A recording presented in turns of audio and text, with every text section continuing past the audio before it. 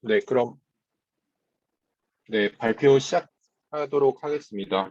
어, 저는 일단은 오늘 발표할 주제는 이제 롱테일드 레코그니션이라고 해서 이제 제가 몇 달 동안 연구하고 있던 분야인데, 어, 세미나에서 좀 논문 하나를 딱 가져와서 발표하기보다는 뭔가 제가 연구하고 있는 분야에 그냥 하이 레벨로 이제 전반적인 방향, 그리고 어떤 논문들이 이쪽 분야에선 좀 나오고 있는지, 뭐 여러 논문들을 좀 리스트업을 해서 좀 그런 이쪽 방향으로 요즘에는 이 분야가 연구가 되고 있다 이런 트렌드를 좀 알려드리는 게 조금 더 다른 분들이 들으실 때 내 연구에 조금 활용해 볼 수 없을까 약간 이런 것들을 생각하기 더 좋을 것 같아서 사실 저는 좀 이쪽 분야의 논문들을 여러 편을 뭐 교수님이나 다른 분들한테 좀 소개를 드린 적이 있었는데 세미나에서도 이런 뭐 논문들을 조금 최신 논문까지 더해서 소개를 드리고자 합니다. 그래서 뭐 일단 롱테일 레코그니션이란 분야 자체가 좀 오래된 연구 분야이기도 하고 그러다 보니 좀 다른 분야에도 좀 확장성이 많은 분야입니다. 그래서 먼저 혹시라도 이제 중간에 소리가 들리지 않거나 화면 공유가 끊기거나 아니면 질문이 있으시면 언제든지 마이크로 해주시면 제가 답변 드리도록 하겠습니다. 어, 네.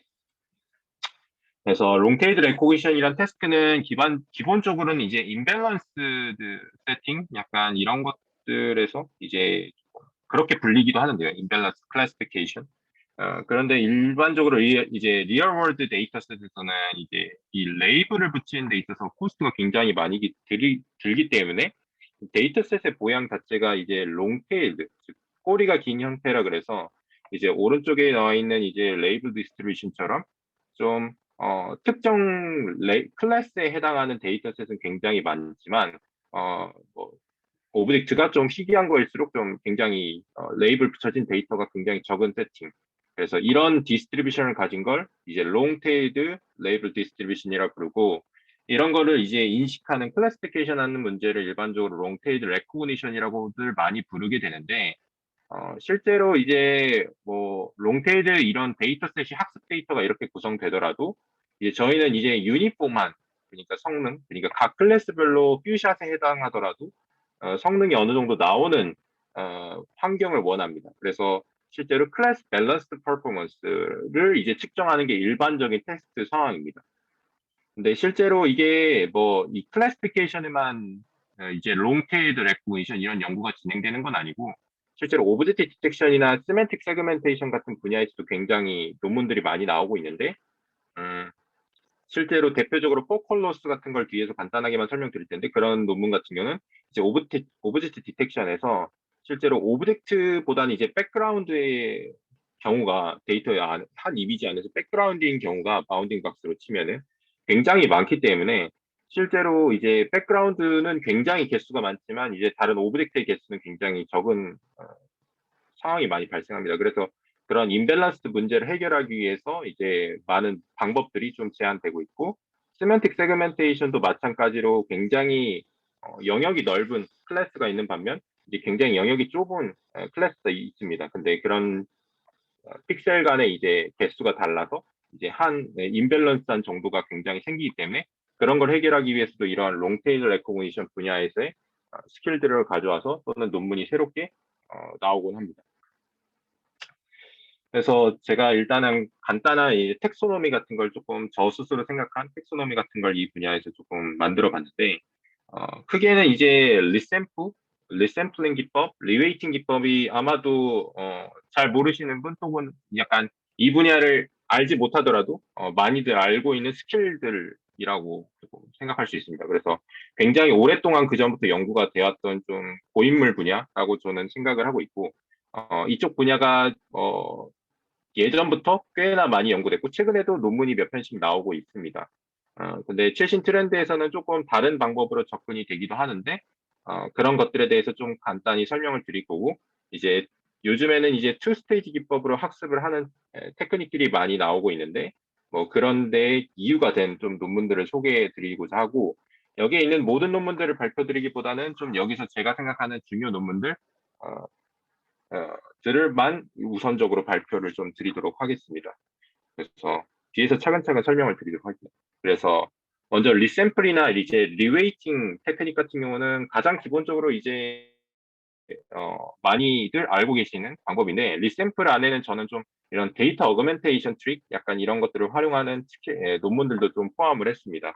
그래서 뭐 여기 써 있는 오버 샘플링이나 언더 샘플링이 여러분들이 가장 이제 인베러스 세팅이다 하면 가장 먼저 이제 시도해 볼 만한 방법이긴 하지만 뭐 당연하게도 그것뿐만 아니라 이제 퓨샷에 해당하는, 그러니까 데이터 개수가 굉장히 적은 상황에서는 이제 데이터를 그냥 똑같은 데이터를 이렇게 샘플링 하기보다는 이런 데이터 어그멘테이션 또는 데이터를 생성해서 이제 어그멘테이션을 하는 트릭들이 있습니다. 그런 것들에 대해서 조금 간단하게 소개를 드릴 거고, 어, 또는 이제 리웨이팅 같은 경우는 이제 많이들 알고 계시는 이제 클래스의 이제 웨이팅을 좀 다르게 걸어주는 형식입니다. 그래서 포컬로스나 이제 클래스 밸런스 로스 이 논문 같은 경우는 이제 조금 더 이제 클래스 밸런스 로스 자체가 이제 뭐 사실은 데이터 개수의 역수를 취해서 이제 웨이트를 다르게 걸어주는 형식이 있겠지만 거기에서 조금 수식을 다르게 해서 조금 더 클래스 밸런스 로스를 정립한 논문이 따로 있습니다. 또는 LDN 로스 같은 걸 소개해 드리려고 하는데 뭐 조금 더 디테일하게 보자면은 이제 리샘플링, 오버샘플링이나 언더샘플링이 있고요. 실제로 이런 논문들이 이런 방법론들이 되게 많이 쓰이고 실제로 지금까지도 계속해서 쓰이긴 하는 것 같습니다. 가장 심플한 테크닉이기 때문에. 그리고 실제로 성능에도 약간 이 퓨샷의 성능을 올리는 데는 도움이 분명히 됩니다. 뭐 하지만 이제 이 테크닉 자체는 이제 매니샷에 해당하는 데이터셋들이 이제 대부분 성능이 굉장히 떨어지는 그쪽의 성능을 조금 성능의 디그레데이션을 막을 수는 없고 그런 희생에 불가피한 테크닉이긴 합니다. 그래서 그런 것들을 조금 덜 손해를 입고자 하는 테크닉들이 많이 최근에 나오고 있습니다. 그리고 리웨이팅 같은 경우는 이제 대표적인 로스가 이제 포컬 로스. 이 로스 같은 경우 많이들 아실 것 같은데 이제 보시면은 이미 잘 클래시파이된 로스로 좀 가중치를 기존의 크로스 엔트로피보다 가중치를 조금 더 적게 주는 형식입니다. 그래서 보시면 여기에 감마값이 0일 때가 딱 크로스 엔트로피 로스라고 생각해 주시면 될 것 같은데 이 감마값이 커질수록 이 well classified example 즉 이미 probability가 그라운드 트루스 클래스에 대한 probability가 예측값이 거의 1에 가까운 경우에는 이 로스 값 자체가 떨어지고 있는 현상을 볼 수가 있습니다. 그래서 이런 식으로 이미 그러니까 뭐 이게 약간 하드 샘플에 대한 뭔가 가중치는 그대로 두고 이제 이지 샘플에 대한 가중치는 조금 더 줄여주는 형식이라고 생각해 주시면 될 것 같고 이런 방식으로 리웨이팅을 하거나 또는 이제 LDN 로스라고 해서 이제 뒤쪽에서 좀 디테일하게 설명드릴 텐데 이 마진 값 자체를 좀 조절하는 형식도 있습니다. 그래서 인베딩 스페이스에서 이 퓨샷에 해당하는 건 마진, 그러니까 뭔가 클래스 디시전 바운더리가 이런 식으로 형성이 돼 있다라고 하면은 이 마진 값을 이렇게 조금 더 크게 줘서 퓨샷의 뭐 테스트 케이스들이 이렇게 추가적으로 더 들어온다라고 했을 때 충분한 공간이 확보돼서 그래도 여기에서도 퓨샷이 추가로 들어오더라도 얘네들은 이 퓨샷 클래스구나라는 방식으로 좀 모델이 판단할 수 있게끔 마진을 주는 형식입니다. 그래서 이 LDM 로스 같은 경우는 이제 조금 더 디테일하게 이제 이 논문은 이제 누립스 2019 뭐 이 논문도 뭐 사실은 최근 논문이라고는 할 수 있지만 그래도 지금은 조금 오래된 점점 많이들 이미 알고 있는 논문이긴 합니다. 이 분야에서는. 그래서 여기서 핵심은 이제 LDM 로스지만 아까 전에 말씀드린 대로 이런 마진 값 자체를 데이터의 4분의 1승, 그러니까 NJ라는 건 각 클래스의 개수이고 위에 C는 컨스탄트입니다.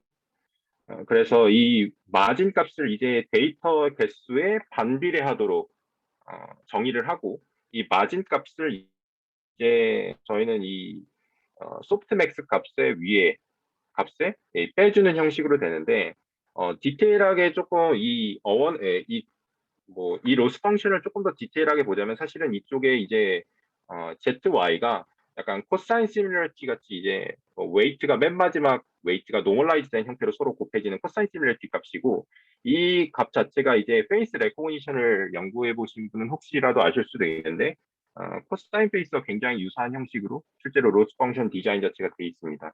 그래서 코사인 베이스 같은 경우는 다른 점이라고 한다면은 똑같이 코사인 시뮬레이션을 하는데 여기서도 이 코사인 베이스도 마진 값을 빼주는 특정 마진 값을 빼주는데 여기서는 이 하이퍼 파라미터 같이 고정된 값을 빼주는 형식이고요. 그리고 이런 노멀라이즈를 했을 땐 꼭 이제 스케일 하이퍼 파라미터라 그래서 뭐 특정 값을 곱해주는 형식으로 로스 값 자체가 조금 더 커질 수 있도록 만들어줍니다. 그래서 이런 디자인 자체가 이 LDM에도 비슷하게 있지만 뭐 거의 비슷한 시기에 나온 논문이라 뭐 서로 인용이 된 형식은 아니고요. 근데 여기서 다른 점은 이제 데이터의 클래스 레이블의 디스트리뷰션에 따라 다른 마진 값을 준다는 게 핵심이라고 생각해 주시면 될 것 같고, 그리고 여기서 중요한 테크닉 또 하나가 더 있는데 이제 deferred rebalancing optimization이라 그래서 좀 어렵지만 사실 테크닉상으로는 굉장히 간단합니다.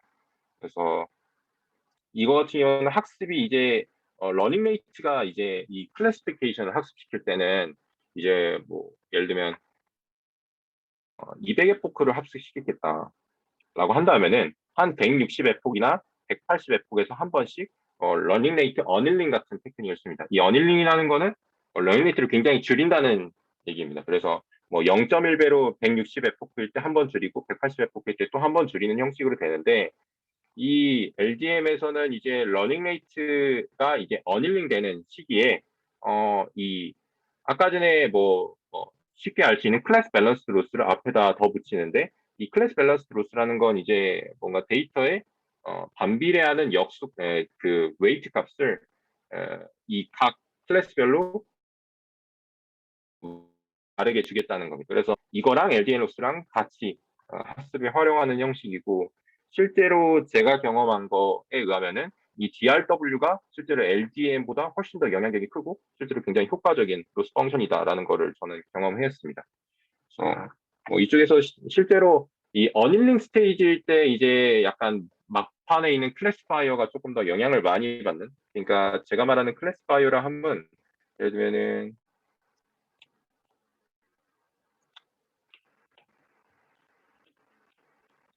클래시파이어가 있고 마지막 풀리 커넥티드 레이어가 보통 있는데 이 마지막 단에 있는 웨이트일수록 실제로 어닐링 스테이지 때 좀 더 영향력이 굉장히 많이 받는다는 걸 저는 경험을 많이 했습니다. 임피리컬리.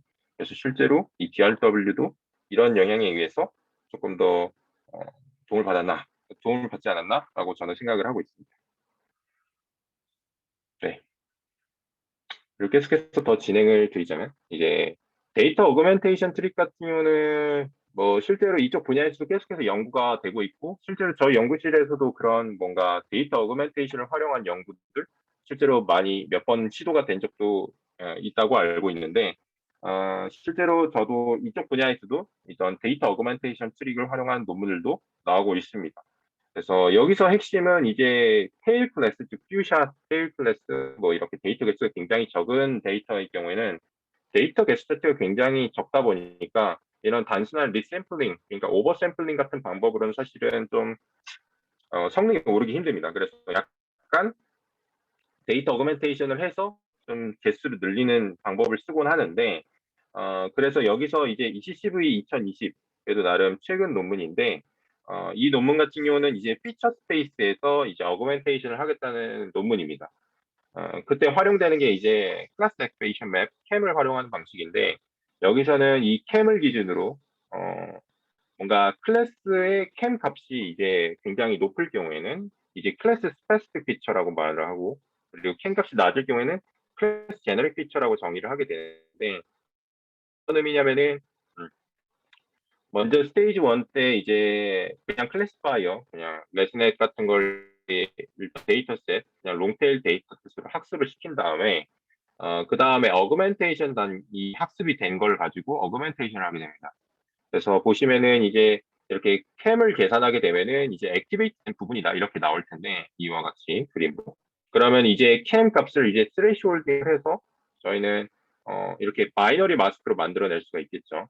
그러면 이제 이걸 가지고 테일 클래스에 있는 클래스 스페시픽 피처, 즉 뭔가 액티베이트가 높은 이 물체 부분이 있을 테고 이제 헤드 클래스에 있는 클래스 제너릭 피처, 굉장히 액티베이트가 적게 된 배경 부분이 있을 텐데 이 클래스 헤드 클래스의 클래스 제너럴 피처랑 이제 테일 클래스의 클래스 스페시픽 피처랑 이렇게 콤비네이션을 해서 일정 레이쇼로 그래서 피처를 이렇게 합친 다음에 이걸 가지고 에버리지 풀링한 값을 가지고 이 세 번째 스테이지 때 이제 마지막 클래스파이어 즉 마지막 풀리 커넥티드 레이어라고 생각해 주시면 되는데 이 마지막 풀리 커넥티드 레이어만 파인 튜닝을 하게 됩니다.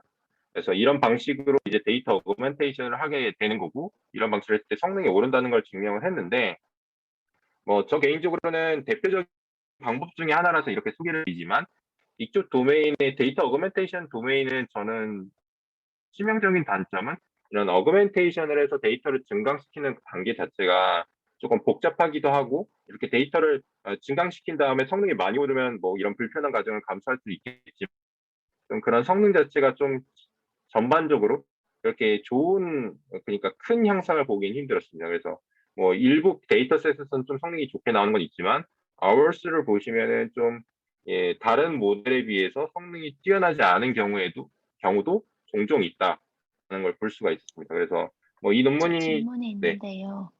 그 이게 클래스 네, 스페시픽 피처가 테일드 클래스에서 나오고 제너릭이 뭐 많은 클래스에서 나오면은 그걸 합친 저 이미지는 스페시픽을 테일에서 가져왔기 때문에 테일 레이블로 들어간다는 말씀이신 거죠? 네, 맞습니다. 그 부분 놓쳤는데, 네, 맞습니다. 그래서 테일 감사합니다. 클래스의 레이블로 사용하게 됩니다. 네, 좋은 질문 저, 감사합니다. 저, 저도 그 부분이 잘 이해가 안 되는데 혹시 한 번만 다시 설명해 주시나요? 그러니까 위에서 뭘 네, 뽑는 거죠? 네네네. 네. 그래서 다시 설명을 드리자면은, 음, 먼저 헤드 클래스가 위쪽에 있는 초록색 헤드가, 예를 들면 도그란 클래스는 헤드인 거고, 아래쪽에 있는 건 테일에 해당하는 이미지입니다. 그래서 보시면은 맨 처음에 트레이닝을 그냥 클래스파이어 트레이닝 하는 거를 이 롱테일 데이터셋으로 트레이닝을 일단 합니다. 한번. 그런 다음에 이 트레이닝을 하게 되면 이제 클래스 액티베이션 맵을 뽑을 수 있게 되잖아요. 뭐 백프로브에서 이제 액티베이트 되는 맵을 이 중간에 피처 맵 단계에서 할 수가 있게 되는데 이 피처 맵 단계에서 해서 이제 뭔가 이 이미지 단까지 일단 클래스 액티베이션 맵을 내린 다음에 이걸 마스킹화를 할 수가 있겠죠. 맞나요? 그래서 마스킹은 이제 아까 전에 말씀드린 대로 각 픽셀마다 캠의 값이 있을 텐데 뭐 예를 들자면은 여기에 가운데 클래스, 뭐 오브젝트에 해당하는 부분은 클래스 액티베이션 맵이 캠의 값이 높기 때문에 뭐 0.99 같은 값이 이렇게 나왔다고 치고 이런 배경값은 0.1이라는 낮은 값이 나올 수 있겠죠. 그럼 트레시홀딩 자체를 0.5라는 값으로 해버리는 겁니다. 그럼 이런 바이너리 마스크가 나오겠죠. 한 이미지에 대해서. 그래서 이 바이너리 네. 마스크랑 이제 피처 맵이랑 곱셈 연산을 하게 되는데 저희는 클래스 제너릭 피처는 이 값이 낮은 부분, 즉 배경에 해당하는 부분이 활용하는 거고 헤드 클래스에 대해서는 그래서 헤드 클래스는 배경 활용하고 싶은 거고 테일 클래스는 오브젝트 부분만 활용하고 싶은 겁니다. 비유를 드리자면 그래서 테일 클래스에 S에서 대해서는 반대로 네. 이 캠 값이 높은 부분을 구하내는 겁니다. 그래서 트레시홀딩을 반대로 클래스 스페시픽 피처를 뽑게 되는 건데 이 캠 값이 높은 부분을 마스크로 하를 해서 이 부분만 이 피처 맵에다가 곱셈 연산해서 이 클래스 스페시픽 피처를 뽑게 됩니다. 그런 다음에 마지막으로 이 클래스 제너럴 피처랑 클래스 스페시픽 피처가 될 텐데 여기 빵꾸 뚫린 부분은 다 빵으로 했기 때문에 빵이 되겠죠. 그래서 이거를 적절한 레이시오로 이제 콤비네이션 연산을 해서 그래서 이런 피처를 하나 만들어내게 됩니다. 그런 다음에 이 피처를 항상 레스넷 자체는 맨 마지막 피처 뭐 7x 7x 뭐 1024 뭐 이런 이 피처를 보통 이제 에버리지 풀링을 하죠. 글로벌 에버리지 풀링. 그래서 에버리지 풀링을 한 이렇게 만들어낸 여러 개의 피처들이 있을 텐데 마지막 풀리 커넥트 레이어를 파인 튜닝하는데 활용한다라고 이해해 주시면 됩니다. 저 이해가 질문이 되셨을까요?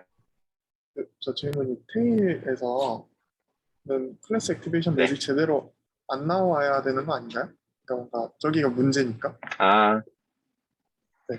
뭐 사실 그런 말씀도 어느 정도 일리가 있긴 하지만 여기서는 어느 정도 가정 자체는 뭐 아예 못하는 건 아니잖아요. 저희가 테일 클래스에 대해 거기 부분이 데이터 개수가 굉장히 적기 때문에 어, 뭔가 디시전 바운더리 자체가 굉장히 이렇게 잘못 약간 이렇게 판단이 되는 거라 뭐 이 피처 자체가 완전히 잘못 나온다기보다 어느 정도는 나온다는 가정하에 그래서 이렇게 데이터 어그멘테이션을 하는데 활용한다고 이해해 주시면 될 것 같아요. 아, 네, 알겠습니다. 감사합니다. 네.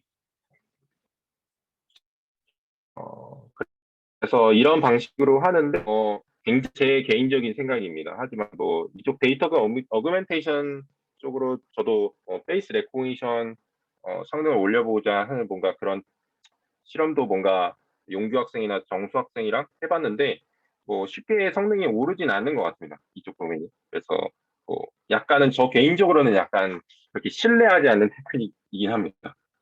그래도 이쪽 도메인도 계속해서 성능이 나오고 논문이 나오긴 하는 것 같습니다. 실제로 최근 논문을 보면은 메타서그라는 CPR 논문도 실제로 나오고 있습니다. 근데 어, 갈수록 이미지 단에서의 데이터 어그멘테이션을 하는 테크닉보다는 뭔가 저 개인적으로는 이쪽에서 큐샷을 뭔가 이렇게 하기 위해서 뭔가 피처 스페이스에서 조작도 많이 일어나는 것 같긴 합니다. 그리고 여기가 그래서 앞단에서는 좀 기존의 연구가 많이 되었던 리웨이팅 펑션 또는 뭔가 리샘플링 기법 또는 데이터 어그멘테이션 트릭에 대해서 소개를 먼저 드렸다면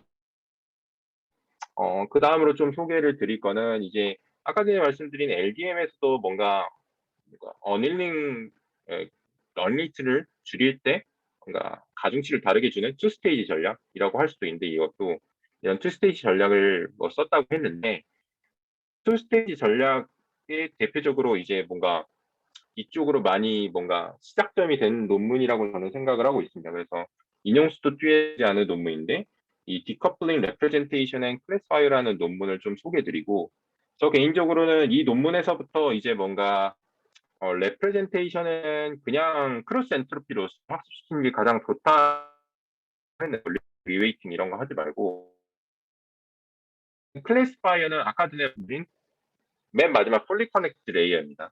그래서 마지막 풀리 커넥트 레이어만 리웨이팅이나 리샘플링 같은 걸로 하면 좋다라는 증명을 조금 이쪽에서 합니다.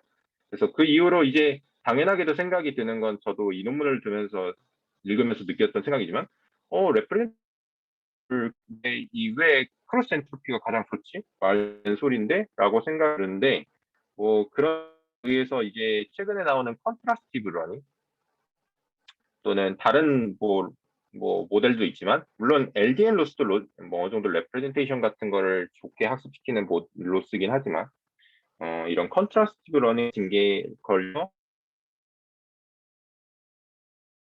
컨트라스티브 로스 이런 것들이 실제로 도움이 된다라는 증명들이 최근에 많이 나오고 있습니다. 그래서 이런 논문이 최근에 우수수수 나오고 있고 또 다른 이런 클래시파이어 부분이라고 생각하는데 굳이 여기에서 모티베이션 받은 건 아니지만 이 바이레터럴 브랜치 네트워크라는 논문부터 이제 이렇게 마지막에 이제 뭔가 로우 레벨의 웨이트는 조금 쉐어를 하고 이제 윗단에 있는 뭔가 브랜치를 여러 개를 줘서 이제 여러 앙상블 기법들을 활용해서 성능을 높이는 논문들이 실제로 많이 나오고 있고 실제로 앙상블이 뭐 페어한 비전인 것 같습니다. 그래서 뭐 실제로 웨이트도 좀 더 많이 쓰고 이쪽에서는 레슨 50 똑같은 거 쓰고 뭐 이렇게 큰 세팅에서 로스 펑션만 다르게 한 다음에 이렇게 또는 샘플링만 다르게 한 다음에 비교를 하는 형식이지만 이쪽에서는 좀 추가적인 웨이트를 추가로 더 쓰기 때문에 페어한 비교는 아닙니다만 실제로 앙상블 테크닉을 씀으로써 뭔가 실제로 성능이 좋아지는 훨씬 더 좋아지는 논문들이 많아서 스테이트 오브 디 아트 논문들은 실제로 앙상블 쪽에 많이 모여 있습니다. 최근에 나오는 논문들을 보면은 그래서 이쪽 도메인 논문 있다.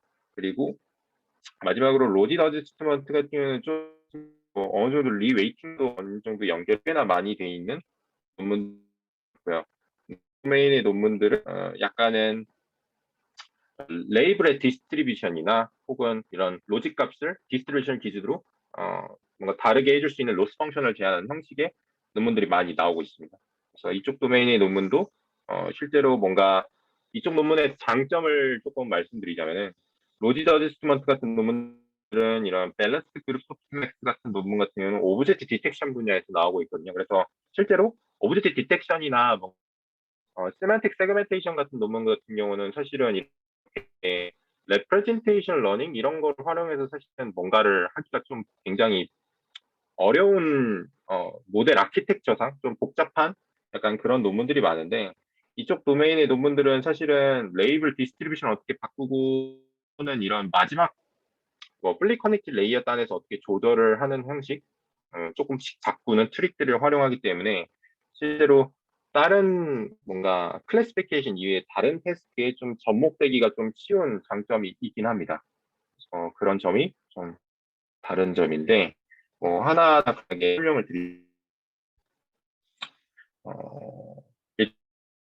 레더스먼트라고 하는 건데 도메인은 뭐 제가 여기에 해당하진 않을 수 있습니다. 근데 이쪽 도메인의 논문 중에 제가 조금 인상 깊게 읽었던 논문 중에 하나는 이제 레이드인데 여기서 뭐 이 레이드라 로스가 굉장히 복잡하기 때문에 여기서 디테일하게 다 설명드리기가 굉장히 어렵고 저도 이해하지 못한 부분이 있어서 그렇지만 이 논문을 좀 소개시켜 드리고자 하는 거는 이제 이 논문 같은 CVPR 2021 논문인데 이 롱테일 레코그니션에 대한 문제 정의를 좀 새롭게 했다는 측면에서 저는 굉장히 논문을 좋게 봤습니다. 그래서 어떤 측면에 그냥 실제로 저희가 롱테일 레코그니션을 할 때는 학습 데이터의 디스트리뷰션 같은 경우는 이 롱테일드의 모양이 되어 있는 형식으로 학습을 무조건 하고 테스트 셋에서는 레이블 자체가 뭐 항상 유니폼한 상황에서 테스트를 하게 됩니다. 그럼 당연하게도 이제 퓨전 성능만 올라가는 걸 원하는데 근데 이 논문에서는 그런 부분을 태클링합니다. 실제 세상에서도 레이블 디스트리뷰션은 롱테일의 모양일 수 있잖아요. 테스트 상황에서. 그리고는 디스트리뷰션 반대로 퓨전이 훨씬 더 많을 수도 있고 그런 케이스들에 대해서 다 잘하는지 롱테일 레코니션 논문들이 그런 부분이 그렇지 않다라는 걸 조금 태클링을 하게 됩니다. 그래서 이런 그런 문제를 새롭게 레이블 시프트 프로블럼이라고 좀 정의를 했는데 이 레이블 시프트라는 거는 트레인 레이블의 디스트리뷰션에서 테스트의 디스트리뷰션으로 시프트 하는 문제다라고 정의를 했습니다. 여기서 제안한 방법이 PC 소프트맥스라는 방법과 이제 레이드 로스라는 걸 제안하게 되는데 사실 여기서 메인으로 제안하는 레이드 로스는 저는 퍼펙트하게 이해는 못했지만 PC 소프트맥스에 대해서 뭔가 간단히 설명을 먼저 드리자면은 결국은 이제 방법론 자체부터 설명드리자면은 이제 컨셉이 이제 크로스 엔트로피 같은 경우는 이렇게 뭔가 레이블의 디스트리뷰션 자체가 학습 때 이제 뭔가 이 반영이 돼 있기 때문에 뭐 완전히 다른 디스트리뷰션이 인퍼런스 때 들어왔을 때는 이제 이런 디스크리판시가 생긴다. 그렇기 때문에 우리는 이 프라이어 정보를 뭔가 인퍼런스 때 인젝션을 해주겠다는 컨셉의 논문이고요. 그래서 가장 심플한 버전으로는 이제 PC 소프트맥스라는 걸 하는데 이제 학습을 다 끝난 모델에다가 맨 마지막에 플리 커넥트 레이어에서 나온 로직 값이 되겠는 거고 로직 값이 이 소스의 디스트리뷰션이 있을 텐데 예를 들면은 데이터의 디스트리뷰션 값 자체를 뭐 0부터 1 값으로 각각 클래스별로 비율을 나타내는 겁니다. 그래서 뭐 는 있다 하면은 0.9가 되는 해당 클래스는 캐시라는 클래스는 10%가 있다. 그럼 0.1라는 값이 이 P 소스입니다. P 타겟 Y는 만약에 테스트 약간 이런 건 치팅인 것 같기도 하지만 도구랑 실제로 뭔가 인퍼런스 때는 40% 있다. 또는 그리고 테스트는 6%. 테스트 상황 이렇게 되면은 0.4랑 0.6의 값이 이 P 타겟 Y입니다. 그래서 타겟의 디스트리뷰션과 소스의 디스트리뷰션의 프라이어 정보, 그러니까 해당 클래스의 이미지에 따른 네이버 정보가 아니라 클래스의 디스트리뷰션의 정보를 이 소스 값에 이렇게 빼고 다시 더해주는 형식으로 이 레이트 사용하게 되는 거고 그렇게 했을 때 이제 이 값을 이 소프트맥스를 취하게 최종적으로 한 트릭으로 이제 하게 되는 거고 레이드 로스 같은 경우는 이랑 비슷하게 하지만 조금 복잡한 이제 돈스컬 바르한 레프레젠테이션이라는 뭔가 뭐 그런 거에 옵티멀 폼을 어떻게 계산해서 결국 여기서 하는 이 로스 펑션의 디자인에서 여기서 핵심적으로 하고자 하는 거는 이 소스 디스트리뷰션과 이제 뭔가 디스인탱글을 하는 테크닉을 조금 그런 걸 옵티멀 폼을 계산을 해서 이 로스 펑션으로 디자인을 한 거고 그렇게 해서 이런 레귤러라이즈 텀이거든요. 결국 이게 그래서 레귤러라이즈 텀인 이제 레이더라고 그거를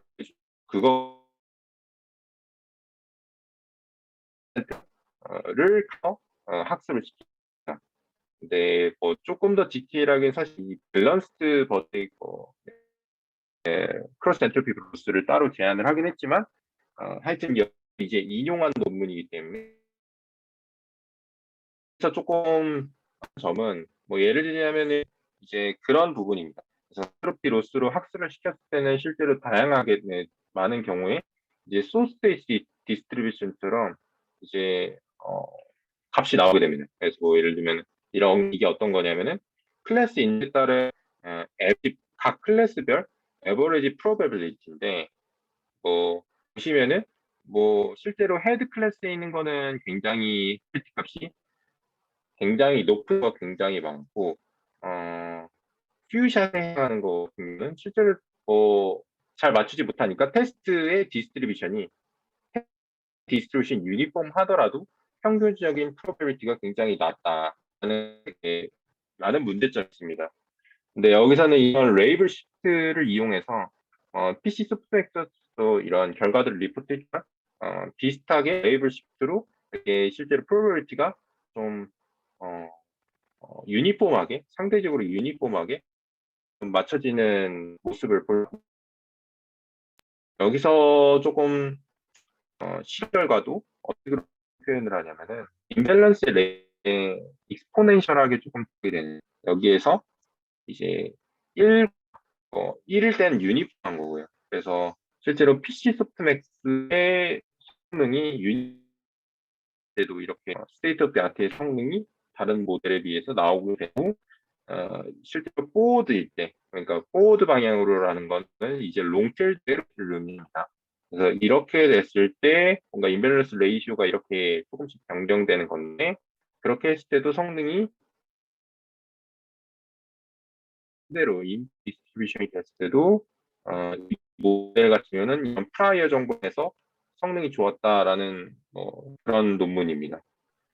그래서 상현님 뒤쪽에서 따로 이 논문에서 상현님 들리시나요? 네, 들립니다. 이게 제 문제인지 잘 안 모르겠는데 들리시나요? 네, 소리가 많이 끊기거든요. 혹시 좀 그런가요? 해결할 방법이 좀 있을까요? 그러면 잠시만요. 그러면 컴퓨터로 좀 접속을 한번 해보겠습니다. 네, 와이파이로 고맙습니다. 하시면. 네, 죄송합니다. 잠시만 중단하고 하겠습니다.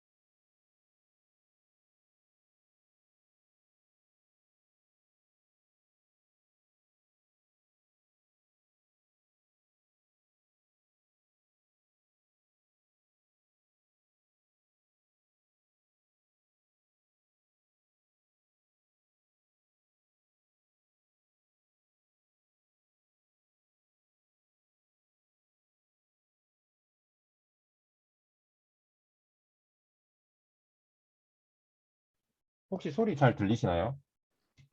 네, 괜찮습니다. 네, 그러면은 다시 설명을 좀 진행하도록 하겠습니다. 그래서 이런 레이드로스까지 설명을 드렸는데 여기까지 좀 들으셨나요? 저 레이드 로스 부분 설명이 그 디스엔탱글 이 부분이 다 끊겨서 들려서 저도 잘 음, 이해를 못했는데 네, 알겠습니다. 그럼 다시 설명을 드리자면은 뭐 이쪽 논문 같은 경우는 이제 레이블 시프트 문제라는 걸 정의하게 되는데 이제 타겟 디스트리뷰션과 소스 디스트리뷰션, 즉 학습을 시킬 때의 디스트리뷰션과 인퍼런스 때의 디스트리뷰션 자체가 레이블 디스트리뷰션 자체가 다르다는 거를 태클링하고 이제 실제로 뭔가 뭐 롱테일드 디스트리뷰션일 때 학습 때 이제 항상 뭔가 롱테일드 모양이고 인퍼런스 때는 유니폼한 상황만 이제 이 롱테일드 레코그니션에서 문제를 지적한다는 걸 태클링하고 이 논문에서는 좀 뭔가 PC 소프트맥스라는 방법과 이 레이블 디스트리뷰션 자체를 이제 학습 때부터 좀 디스인탱글하는 로스 펑션을 디자인하게 됩니다. 그래서 PC 소프트맥스 같은 경우는 소스 디스트리뷰션을 빼주고 이제 소스 디스트리뷰션을 빼주고 타겟 디스트리뷰션을 더해주는 방식으로 이제 학습이 끝난 이후에 이렇게 계산을 소프트맥스 단에서 계산을 하는 방식이고 이제 레이드로스 같은 경우는 좀 로스 펑션상 되게 복잡한데 이 근본 같은 경우는 좀 디스인탱글 그러니까 레이블 디스트리뷰션을 디스인탱글하는 방식 중에 이제 돈스컬 바이럴 레프레젠테이션이라는 걸 이용해서 그거의 옵티멀 폼 같은 걸 계산을 증명을 해서 이 레귤러라이저를 이제 추가적으로 로스 펑션 자체에 집어넣는 테크닉을 쓰게 됩니다. 그래서 여기서도 보시면은 이제 이 P 소스의 디스트리뷰션과 PU인데 PU 같은 경우는 이것도 이제 타겟 디스트리뷰션과 똑같은 의미입니다. 그래서 이걸 해서 이제 여기서도 좀 레귤러라이즈 텀으로 좀 레이더 로스라는 걸 집어넣게 되고 이 크로스 로 엔트로피 로스랑 같이 학습에 이용하게 됩니다. 그래서 이 논문에서 조금 저도 레이드 로스를 퍼펙트하게 이해한 건 아니라서 되게 디테일한 설명을 드리기가 굉장히 어렵지만 여기서 재밌는 점은 이제 이런 PC 소프트맥스만으로도 이제 포워드는 이제 롱테일드 모양 그대로 인퍼런스 테스트 셋도 그렇게 디스트리뷰션을 구성해 놓은 형식이고 백워드는 이제 반대 방향으로 이제 뭔가 디스트리뷰션을 조정해 놓은 뭔가 테스트 셋이라고 생각해 주시면 되는데 그거 두 개에 대해서 각각 프라이어 정보를 활용해서 실제로 기존의 논문들에 비해서 성능이 높아진다는 것을 볼 수가 있습니다. 그리고 실제로 레이드란 로스를 썼을 때도 실제로 성능이 더 오르는 걸 확인할 수 있고 이 유니폼이 일반적으로 롱테일드 레코그니션에서 테스트하는 뭐 형식이 되겠습니다. 근데 그러면은 네. 그 PC 소프트맥스랑 레이드 두 개는 각각 그냥 따로 인디펜던트리 제시한 모델일 거예요? 네, 맞습니다. 그래서 두 가지 버전을 제시한 거고, 뭐, PC 소프트맥스가 조금 더 심플한 버전이 되겠고, 뭐, 그러면은 레이드로스는, 네. 그 PT 저게 이 논문의 장점이 타겟을 좀 본인이 원하는 디스트리뷰션, 리얼월드도 좀 테일이 있을 수 있으니까 그런 거를 뭔가 태클링 한다고 하셨던 것 같은데 그러면 매번 뭐 주어진 데이터셋마다 그 타겟 디스트리뷰션이 뭐다를 매번 다르게 정의를 해서 학습을 시키는 건가요? PT를? 학습은, 네, 그런 식으로 학습을 시키는데 조금 뭔가 프라이어 자체가 사용하는 것 자체가 되게 단점이잖아요. 사실 테스트 상황에서 어떻게 될지 모르는데. 뭐, 그래서 그런 부분을 태클링하는 논문에 대해서 뒤쪽에서 좀 따로 또 소개를 드리겠습니다. 그래서 말씀하신 처럼 그 부분이 굉장히 이 논문의 약점 같은 부분이라고 저도 생각을 합니다. 그 PT를 정말 실제 그 확률로 뭐 요 클래스는 뭐 0.10 이렇게 직접적으로 활용을 하는 거예요. 그러니까 뭐 각 이미지마다 하는 건 아니고 뭐 테스트 셋의 데이터 개수 자체를 이제 확률 분포로 나타낼 수가 있잖아요. 그러면 그 값 네네. 자체를 직접적으로 활용을 하는 거죠. 이 네. 논문에서는. 감사합니다. 네. 그래서 네. 여기까지가 레이드고 뭐 이거 말고도 실제로 디스트리뷰션을 이렇게 프라이어 정보 없이 이제 이렇게 조정하는 테크닉 또는 뭔가 그런 테크닉들이 실제로 이쪽 도메인의 논문에는 몇 개 있지만 재밌는 논문을 하나 공유 드린 거고 저 그리고 또 여기서 다른 질문이 있는데요. 네. 저 레이드 로스에서 아까 어떤 걸 디스인탱글 하기 위한 로스라고 하셨죠? 그러니까 소스의 디스트리뷰션을 디스인탱글하고 타겟에 뭔가 맞추는 겁니다. 그래서 유니폼인데 여기서는 유니폼 디스트리뷰션을 대신 대체를 하는 형식입니다. 그래서 뭐 실제로 이쪽에서도 소스 디스트리뷰션 자체에 뭔가 값을 어떻게 이렇게 이거 자체가 이제 항상 인젝션 되는 방식 자체를 뭔가 디스인탱글하는 테크닉이 좀 있습니다. 아, 네, 알겠습니다. 네. 여기까지 설명을 드렸다면은 그 다음에는 이제 투 스테이지 러닝인데 뭐 이건 제가 이름을 붙인 거고 사실 이 논문에서는 이 논문의 제목은 Decoupling Representation and Classifier for Long-Tailed Recognition인데 아이클레 2020 논문입니다. 나름 최근 논문인데 이 논문에서 같은 경우는 굉장히 심플한 뭔가 뭐 발견 같은 걸 조금 하게 됩니다. 그래서 보시면은 이제 레프레젠테이션이라고 불리는 거랑 클래시피케이션, 클래시파이어라고 불리는 게 따로 있는데 이제 레프레젠테이션은 아까 전에 말씀드린 대로 이제 레스넷에서 마지막 풀리 커넥티드 앞단을 레프레젠테이션을 하고 그리고 마지막 풀리 커넥티드 레이어만 클래시파이어라고 좀 이름을 붙였습니다. 이쪽에서는 두 개로 나눠서. 근데 여기서 발견한 점은 이제 데이터 임밸런스가 이제 레프레젠테이션, 하이 퀄리티 레프레젠테이션을 학습시키는 데는 큰 이슈가 되지 않는다라는 걸 조금 태클링합니다. 이게 어떤 식으로 보여주게 되냐면은 보시면은 이 샘플링 기법을 이제 뭔가 이런 식으로 정의하게 되는데 이 Q 값을 조절함에 따라 이제 뭔가 뭐 NJ는 각 클래스 J번째 클래스의 데이터 개수입니다. 그래서 이거는 PJ는 각 클래스별로 이제 샘플링 될 확률 값이게 되는데 Q가 빵이 되면은 C분의 1이 되죠. 그냥 C분의 1. 그렇게 되면은 각 클래스별로 동일한 C는 이제 클래스 개수인데 각 클래스당 동일한 확률로 샘플링을 하는 방식이라 클래스 밸런스드 샘플링이 되는 거고요. 1이 됐을 때는 이제 그냥 일반적으로 데이터 개수에 비례해서 확률 값이 되도록 샘플링하는 방식이니까 인스턴스 밸런스드 샘플링, 즉 말을 붙여서 그렇지만 그냥 샘플링입니다. 그런 데이터 밸런스드 샘플링 이런 게 아니라 그래서 이제 보시면은 스퀘어드 루트는 그 사이 샘플링 방법이라고 생각해 주시면 되고 이걸로 실험을 했더니 뭐 여기 테크닉에 대해서 뒤쪽에서 설명드리겠지만 조인트는 일반적으로 뭐 레프레젠테이션 러닝이랑 클래시파이어를 한꺼번에 학습시켰을 때 학습 방식인데 거기서는 인스턴스 밸런스 샘플링이 뭐 성능이 굉장히 당연하게 낮게 나옵니다. 여태까지 발견한 것처럼. 하지만 여기서 소개하는 세 가지 테크닉이랑 합쳤을 때 뭐 클래시파이어를 따로 학습시키는 겁니다. 레프레젠테이션을 한번 학습시킨 다음에 조인트로 그 다음에 클래시파이어를 다시 학습을 시키는 트레이닝 방식으로 이렇게 했을 때 재밌게도 다른 샘플링에 비해서 인스턴스 밸런스 샘플링이 가장 성능이 좋았다. 레프레젠테이션 성능상 그런 발견을 실제로 한 논문이고 클래시파이어를 다시 학습시키는 방법 중에 지금까지도 활용되는 방법 중에 두 가지는 클래시파이어 리트레이닝과 타우 노멀라이즈드 클래시파이어를 사용하는 건데 이 같은 경우는 굉장히 심플합니다. 클래시파이어 리트레이닝 CRT라고 불리는 이 테크닉은 그냥 레프레젠테이션 학습이 끝났으면은 그걸 고정시켜 놓고 그 다음 마지막 클래시파이어만 그냥 클래스 밸런스드 샘플링 여기서 말씀드린 클래스 밸런스 샘플링으로 마지막 웨이트만 풀리 커넥트 레이어만 다시 학습시키는 겁니다.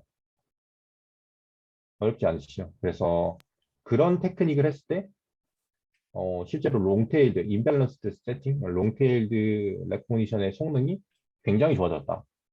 그리고 실제로 질문, 이 성능이 그 당시 스테이트 오브 디 아트였습니다. 네, 네, 질문 질문이 있으시죠? 있는데요. 네. 네네, 요 네 개 그래프가 뭔지가 궁금하고, 여기서 테스트할 때 어떤 테스트 디스트리뷰션은 뭐였나요? 네. 테스트 디스트리뷰션은 다 항상 이쪽 세팅에서는 공통되게 그 유니폼 디스트리뷰션으로 일단 테스트를 합니다. 그게 기본입니다. 레이드를 읽어보셨을 때나 레이드를 소개시켰을 때 좀 헷갈릴 수도 있지만 레이드를 제외한 모든 논문은 유니폼 디스트리뷰션 테스트 셋을 구성하게 되고요. 왼쪽에 매니, 미디엄, 퓨로 나뉘는 거는 이제 매니샷 학습 때 매니에 해당하는 뭐 데이터 개수가 있을 거고 미디엄이 있을 거고 퓨가 있을 텐데 그 기준은 뭐 데이터 셋마다 조금씩 다르게 기준치를 측정하지만 뭐 예를 들면 이미지넷 기준으로 이미지넷 LT를 기준으로 말씀드리자면 이미지넷 LT도 이제 롱테일드 모양으로 이렇게 모양을 만들어낸 새로운 뭔가 이미지넷 서브 데이터 셋이라고 생각하시면 될 것 같은데 데이터 각 클래스별로 이미지 개수가 50장이 넘으면 맨이고 20장부터 50장 사이는 미디엄이고 퓨는 20장 이하인 겁니다. 뭐 예를 들어. 그래서 그 클래스를 따로 나눠서 거기에 대한 액큐러시를 잰 건데요.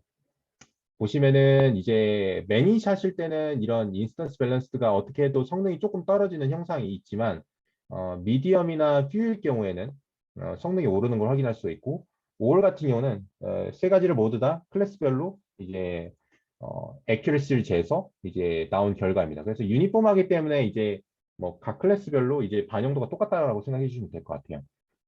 데이터에서 유니폼하기 때문에 이해되셨나요? 아, 네네. 네.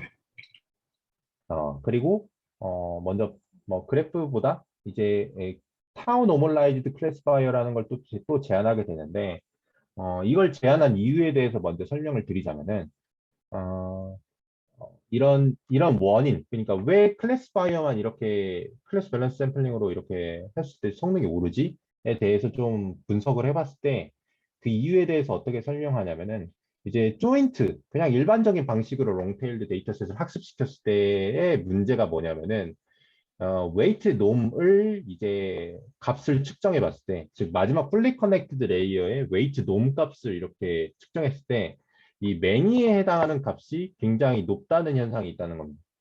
매니의 값이 이제 웨이트 놈이 높다는 건 무엇을 의미하냐면은 이제 항상 어떤 인풋이 들어오더라도 매니샷에 해당하는 값이 맨 마지막에 로짓 값도 굉장히 높거나 낮거나 이렇게 나올 수가 있는 겁니다. 그렇기 때문에 항상 매니 값이 퓨가 들어도 매니 값으로 이렇게 잘못 예측되는 현상이 발생되는 거고요. 그래서 이렇게 디스트리뷰션이 그 웨이트 놈 값이 이렇게 내는데 이 퓨에 해당하는 값은 반대로 웨이트 놈 값이 굉장히 작기 때문에 이거를 이제 퓨 값이 자체가 작아서 문제가 생긴 겁니다. 그래서 이거를 이제 해결하고자 이제 클래스 파이어 리트레이닝을 했을 때도 보니까 실제로 웨이트 놈 값이 이렇게 퓨 값이 굉장히 올라가죠. 미디엄 값이나 미디엄에 해당하는 웨이트 값이나 그래서 그런 값들이 굉장히 올라가게 되는데 그렇기 때문에 문제가 해결된 것이다 라고 판단을 했고 그래서 타우 노멀라이즈는 이 타우 값으로 웨이트의 각 값을 노멀라이즈를 해주는 겁니다. 그래서 그걸 가지고 이제 인퍼런스 때 이제 클래스파이어를 활용하겠다는 테크닉이 있고 뭐 오른쪽의 그래프는 이 타우 값을 어떻게 조절하는지에 따라 이제 매니 미디엄 퓨샷의 성능들을 이제 리포트한 건데 뭐 이거 같은 경우는 결국 1 값을 써도 크게 뭐 상관은 없는데 이 검은색 그래프의 성능 올해 해당하는 검은색 그래프의 성능을 보시면은 그런 것을 어느 정도 1 값일 때도 성능이 꽤나 잘 나온다는 걸 확인할 수가 있고 이 타워 값이 높을수록 좀 퓨에 이득이 되는 측면이 굉장히 커지게 됩니다.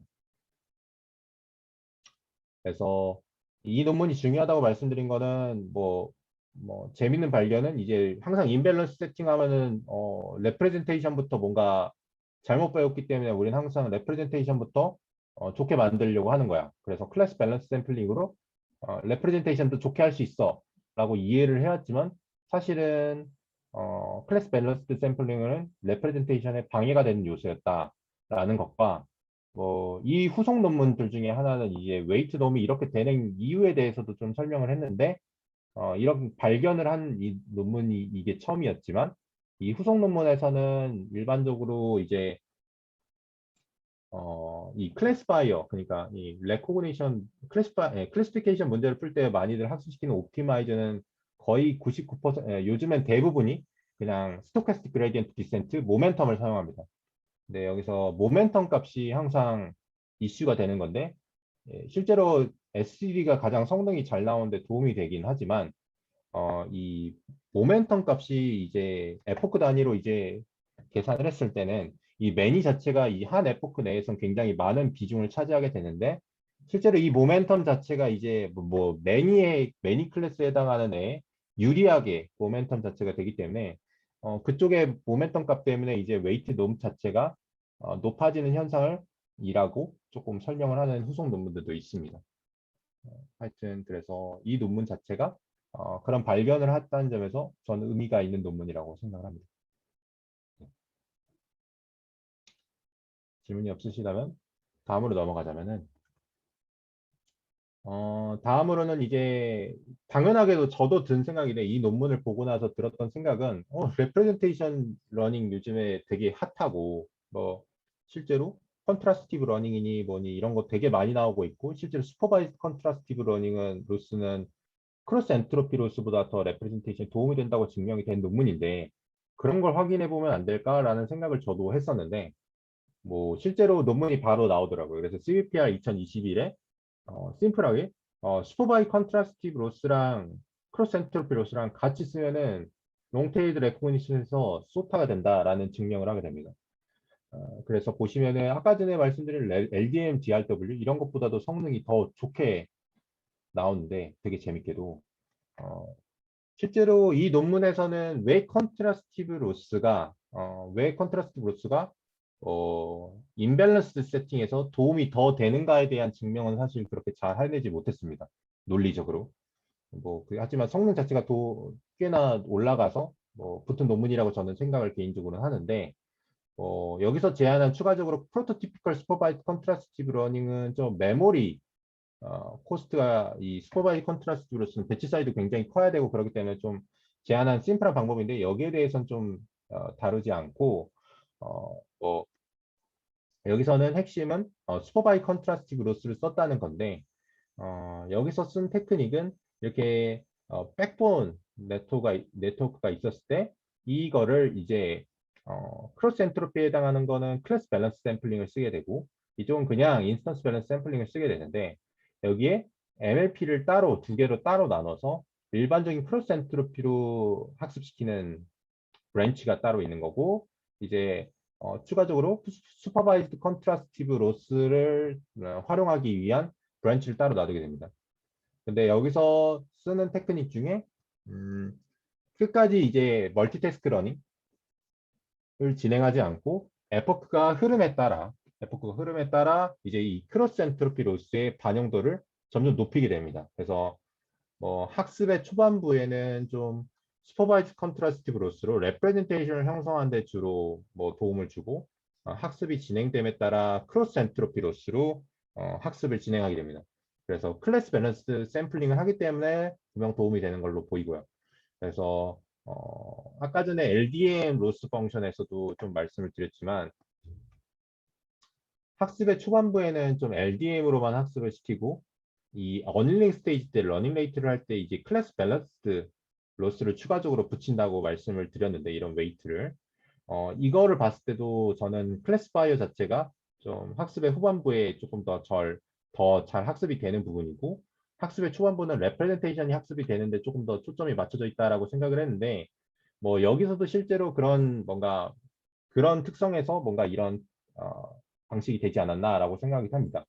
그래서 심플하게 이런 뭔가 슈퍼바이 컨트라스티브 로스를 붙여서 실제로 성능 자체가 시파10이나 시파100 그 외의 데이터셋에서도 성능이 높아진다는 걸 증명한 논문이 있고 재밌는 거는 그냥 단순하게 이제 커리큘럼 없이 이렇게 학습시켰을 때 비해서 성능이 꽤나 많이 차이 납니다. 그래서 보시면은 이제 2스테이지로 그냥 슈퍼바이즈 컨트라스티브 로스를 학습시킨 다음에 뒷단에 이제 클래스파이를 다시 학습시키거나 그런 테크닉보다 또는 이제 학습 초반부터 끝까지 그냥 0.5로 고정해서 둘 다 멀티태스크 러닝을 이렇게 하는 방식은 성능에는 좀 도움이 안 되는 그런 결과가 나왔고 오히려 이런 커리큘럼을 적용했을 때 성능이 가장 좋았다라고 설명을 하고 있습니다.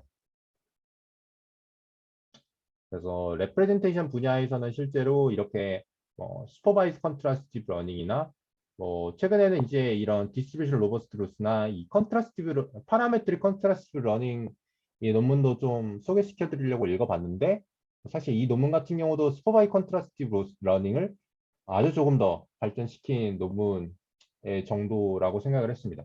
그래서 이쪽 도메인 논문들이 이렇게 나오고 있고 그거 이외에도 뭔가 롱테일드 버전으로 레프레젠테이션을 배우기 위해서 좀 제한된 로스들도 있는데 디스트리뷰션 로버스트니스 로스도 좋은 논문이지만 실제로 코드를 돌려봤을 때 좀 이렇게 하이퍼 파라미터 같은 게 굉장히 센시티브 하더라고요. 그래서 뭔가 민감해서 되게 좀 학습이 잘 안 되는 거를 저는 발견하긴 했습니다. 그리고 그 다음으로 소개시켜 드릴 거는 앙상블 테크닉인데 질문이 하나 있는데요. 네. 방금 슈퍼바이즈 컨트라스티브 러닝 설명해 주신 거에서 혹시 그 슈퍼바이즈 컨트라스트 러닝만 사용한 결과도 있는지가 일단 궁금했고, 혹시 여기 지금 표에는 없는 거죠? 그런 방식이 아마도 투 스테이지 SC라고 생각해 주시면 될 것 같은데, 뭐 기본적으로 슈퍼바이즈 컨트라스티브 로스로만으로는 클래시파이어를 할 수는 없죠. 맞나요? 그렇죠. 네. 네. 그러다 보니 결국은 슈퍼바이즈 컨트라스티브 로스로 학습을 시킨 걸로 레프레젠테이션 고정하고 뒤에다가 네네. 네, 뭐 뒤에다가 리니어 프로젝션을 추가적으로 네네네. 클래스 밸런스 샘플링을 학습시키는데 그때 아마 결과가 이거일 겁니다. 네. 그래서 네. 그리고 아까 어닐링 하는 거 말씀하셨는데 네. 임밸런스 클래시피케이션에서는 보통 그거를 쓰면은 성능이 좀 대부분 좋아진다? 이런 게 좀 컨센서스가 일반적인 건가요? 어닐링을 쓰는 게? 실제로 저는 어닐링은 페이스 레코그니션에서도 되게 중요한 요소였고 그리고 그냥 클래시피케이션에서도 성능이 좀 도움이 많이 됩니다. 그래서 실제로 네. 학습의 마지막 단에는 어닐링 스테이지가 항상 거의 존재를 하고 있고 뭐 어닐링의 테크닉에 대해서는 조금씩 아주 미묘하게 다르긴 합니다. 근데 뭐 이쪽 도메인에서는 대부분 160fp에서 0.1배로 줄이고 181fp에서 0.1배로 또 줄이고 약간 이런 식으로 고정시켜서 사용을 많이들 합니다. 감사합니다. 네. 그리고 앙상블 테크닉에 대해서는 저는 조금 저 실제로 질문 하나 있는데요. 네, 말씀하세요. 전전 페이지였나요? 전체 네. 다 있는 거에서요. 네. 디스트리뷰션 로버스트니스 로스에 대해서 그러니까 경험 설명해 주실 때 이게 뭔지 몰라서 이해를 못 했는데 네. 간단하게만 어떤 내용인지 좀. 이거 같은 경우는 제가 설명 슬라이드를 따로 준비하진 못했는데 뭐 되게 간단하게만 설명드리자면은 하이 레벨 쪽으로만 각 클래스별로 좀 공간 자체를 다르게 확보하겠다는 건데 보면은 이제 뷰샷에 해당하는 거는 좀 뭔가 공간 마진 같은 거 레이블 디스트리뷰션 마진 개념으로다가 공간을 더 확보해주는 뭔가 로스 펑션을 디자인하게 돼서 그런 공간에 대해서 뭔가 정의를 하게 되고요. 그리고 그것 자체가 매니 같은 경우는 조금 더 그런 마진 자체가 적게 되는 그래서 레이블 디스트리뷰션 어웨어 마진과 비슷하지만 여기서는 조금 다른 로스 펑션으로 좀 디자인이 다르게 돼서 좀 잠시만요. 그림을 좀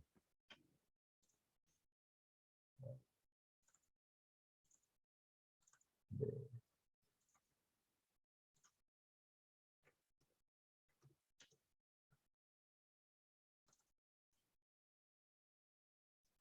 그래서 화면이 보이실지 모르겠는데 보이시나요 혹시? 네, 보입니다. 네. 그래서 여기서 보시면은 헤드 클래스에 해당하는 거는 좀 이렇게 좀 마진 자체를 좀 이렇게 적게 해서 뭐 이런 중심 센트로이드 같은 걸 계산을 뭐 어떻게 하는데 여기서의 공간 자체를 이렇게 적게 좀 만들어주고 퓨샷의 테일에 해당하는 클래스 같은 경우는 좀 이런 워스트 케이스의 센트로이드 같은 걸 이렇게 계산해서 센트로이드 최대한 이렇게 계산한 다음에 좀 공간 자체를 많이 확보한 다음에 헤드 클래스를 이렇게 밀어내는 형식의 뭐 로스를 디자인을 하게 됩니다.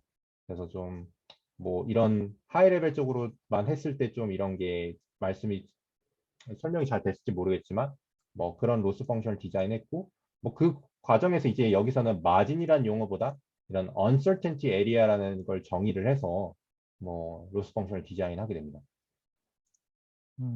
그러면은 이렇게 해서 나왔었던 결과가 네.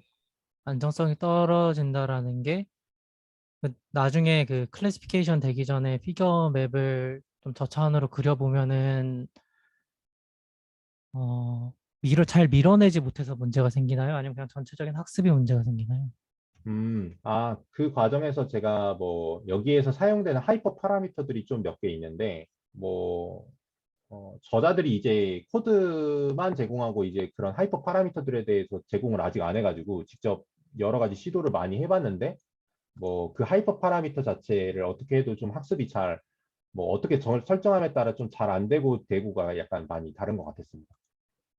그래서 그런 것들에 네? 대해서 좀 그러니까 하이퍼 파라미터 자체가 여기서 이 로스 펑션에서 사용하는 하이퍼 파라미터가 있는데 그 하이퍼 파라미터 를 어떻게 설정하는지에 따라 학습이 잘 안 되는 케이스가 꽤 많았다라는 걸 말씀드립니다.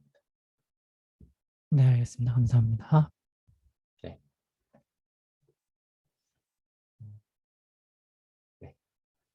계속 또 진행을 하자면은 그 다음으로는 앙상블 테크닉 중에는 좀 소개해 드릴 거는 이제 뭐 이 논문 같은 경우는 좀 CVPR 2020 논문인데 이 논문 같은 경우도 비슷한 발견을 합니다. 아까 전에 아이클리어 이 논문과 마찬가지로 클래스 밸런스 샘플링이랑 여기서 리샘플링이고 리웨이팅이고 크로스 엔트로피고 그리고 왼쪽에는 이제 클래스파이어를 어떻게 학습시킨 여기도 마지막 플레이 커넥트 레이어를 클래스파이어라고 부르고 앞단을 레프레젠테이션이라고 부르게 됩니다.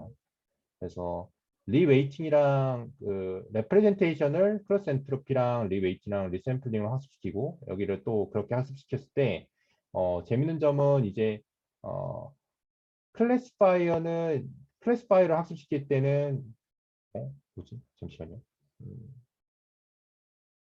뭔가 네.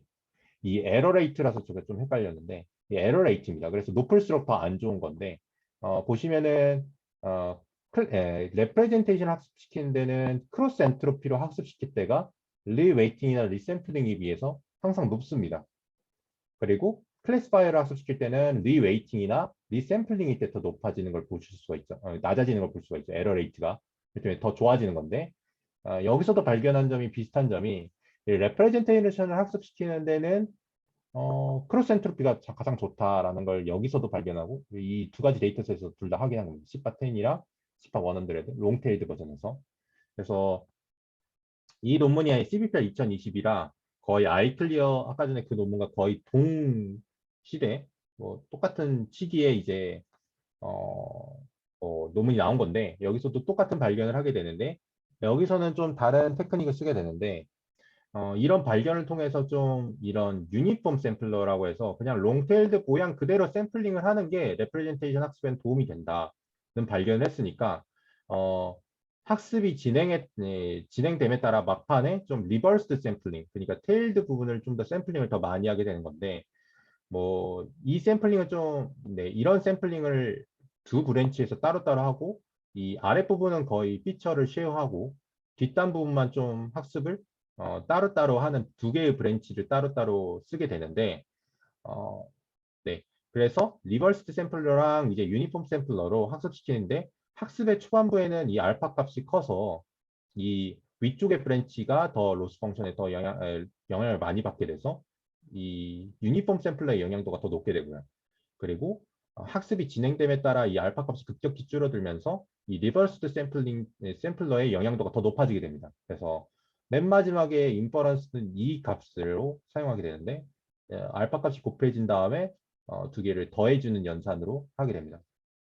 콘캐트네이션이었던 것 같은데 좀 헷갈리는데 하여튼 아마 콘캐트네이션일 겁니다. 그래서 이 값으로 이제 최종적인 소프트맥스를 해서 계산을 한 다음에 로스 펑션으로 사용하게 됩니다.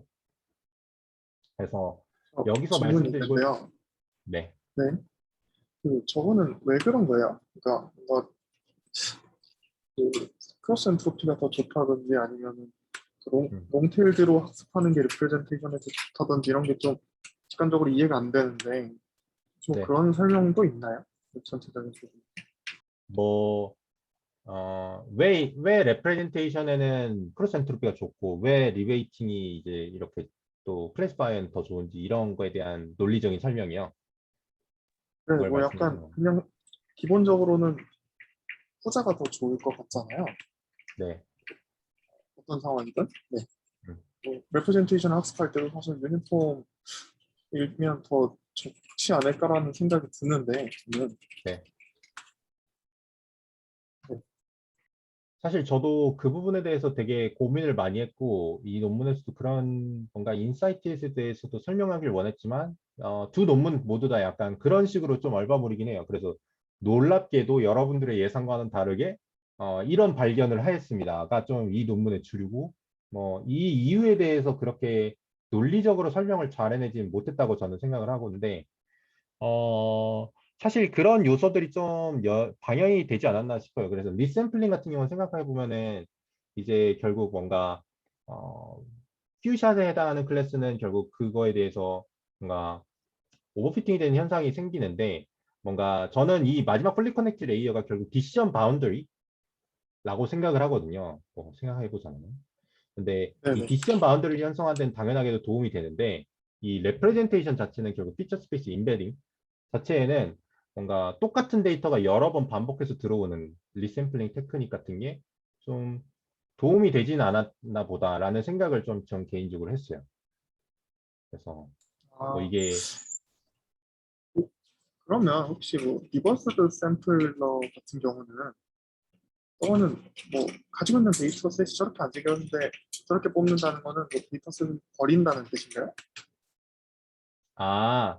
단지 이거는 제가 알기로는 이 코드 자체를 제가 직접적으로 확인한 적이 없긴 한데 리버스 샘플링은 네. 아마 뭐 오버 샘플링 자체를 좀 더 하지 않았나 싶습니다. 여기는 그러니까 테일 클래스에 해당하는 뭐 데이터를 뭐 확률값 그러니까 이런 거는 대부분 이제 클래스마다 확률값을 따로 조정을 해서 좀 뭔가 샘플링 하는 기법들을 좀 사용하곤 하거든요. 그래서 뭐 테일 클래스가 뭐 조금 더 자주 샘플링 될 수 있도록 네, 여기서는 좀 뭔가 오버 샘플링 같은 테크닉을 좀 쓰지 않았나. 제가 이렇게 말씀드린 이유가 약간 음. 저 그런 문제가 아니라 그러니까 뭐 저 분포가 좋다 저 분포가 문제가 아니라 저희가 리버스드 샘플러나 아니면 유니폼하게 어떤 만들어주는 과정에서 저희가 정보량이 애초에 그렇게 많지 않았는데 뭐 억지로 늘려줬다거나 아니면 억지로 줄였다는 이 과정에서 손해를 보는 게 아닌가 하는 생각이 들거든요. 네. 그러니까 레프레젠테이션을 학습할 때는 뒤에 네트워크 그 클래스파이어는 정보량이 그렇게 많지 않아도 되는데 네. 그런 게 아닐까 하고 여쭤봅니다. 네. 그 설명도 어느 정도 맞을 수도 있는데, 뭐, 제가 완벽하게 뭐 말씀하신 걸 이해하진 못해서, 네.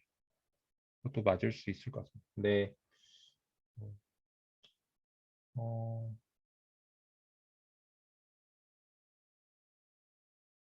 그 부분에 대해서는 저도 좀 생각을 해봐야 할 것 같습니다. 약간, 저도 오랫동안 고민을 해봤지만, 좀 확실하게 이런 레프레젠테이션 자체가 왜 크로스 엔트로피가 더 좋고, 왜 뭐 클래스파이어는 더 좋았는지 이런 거에 대해서 완벽하게 저도 설명을 뭐 드리지 못하는 입장이라서 뭐 하여튼 뭐 제가 생각하는 거는 이런 게 되게 여쪽 분야에서는 되게 자주 발견되는 현상이 슬슬 되고 있고 뭐 그런 게 실제로 연구에 활용되고 있는데 뭐 실제로 단순한 뭐 이런 뭐 레프레젠테이션 자체에 도움이 되는 뭔가 그런 것들을 뭐 LDN 로스 같은 걸 보시면 좀 이해할 수 있는데 LDN 로스도 결국은 뭔가 마진 값을 걸 이렇게 줘서 하는 방식이었잖아요.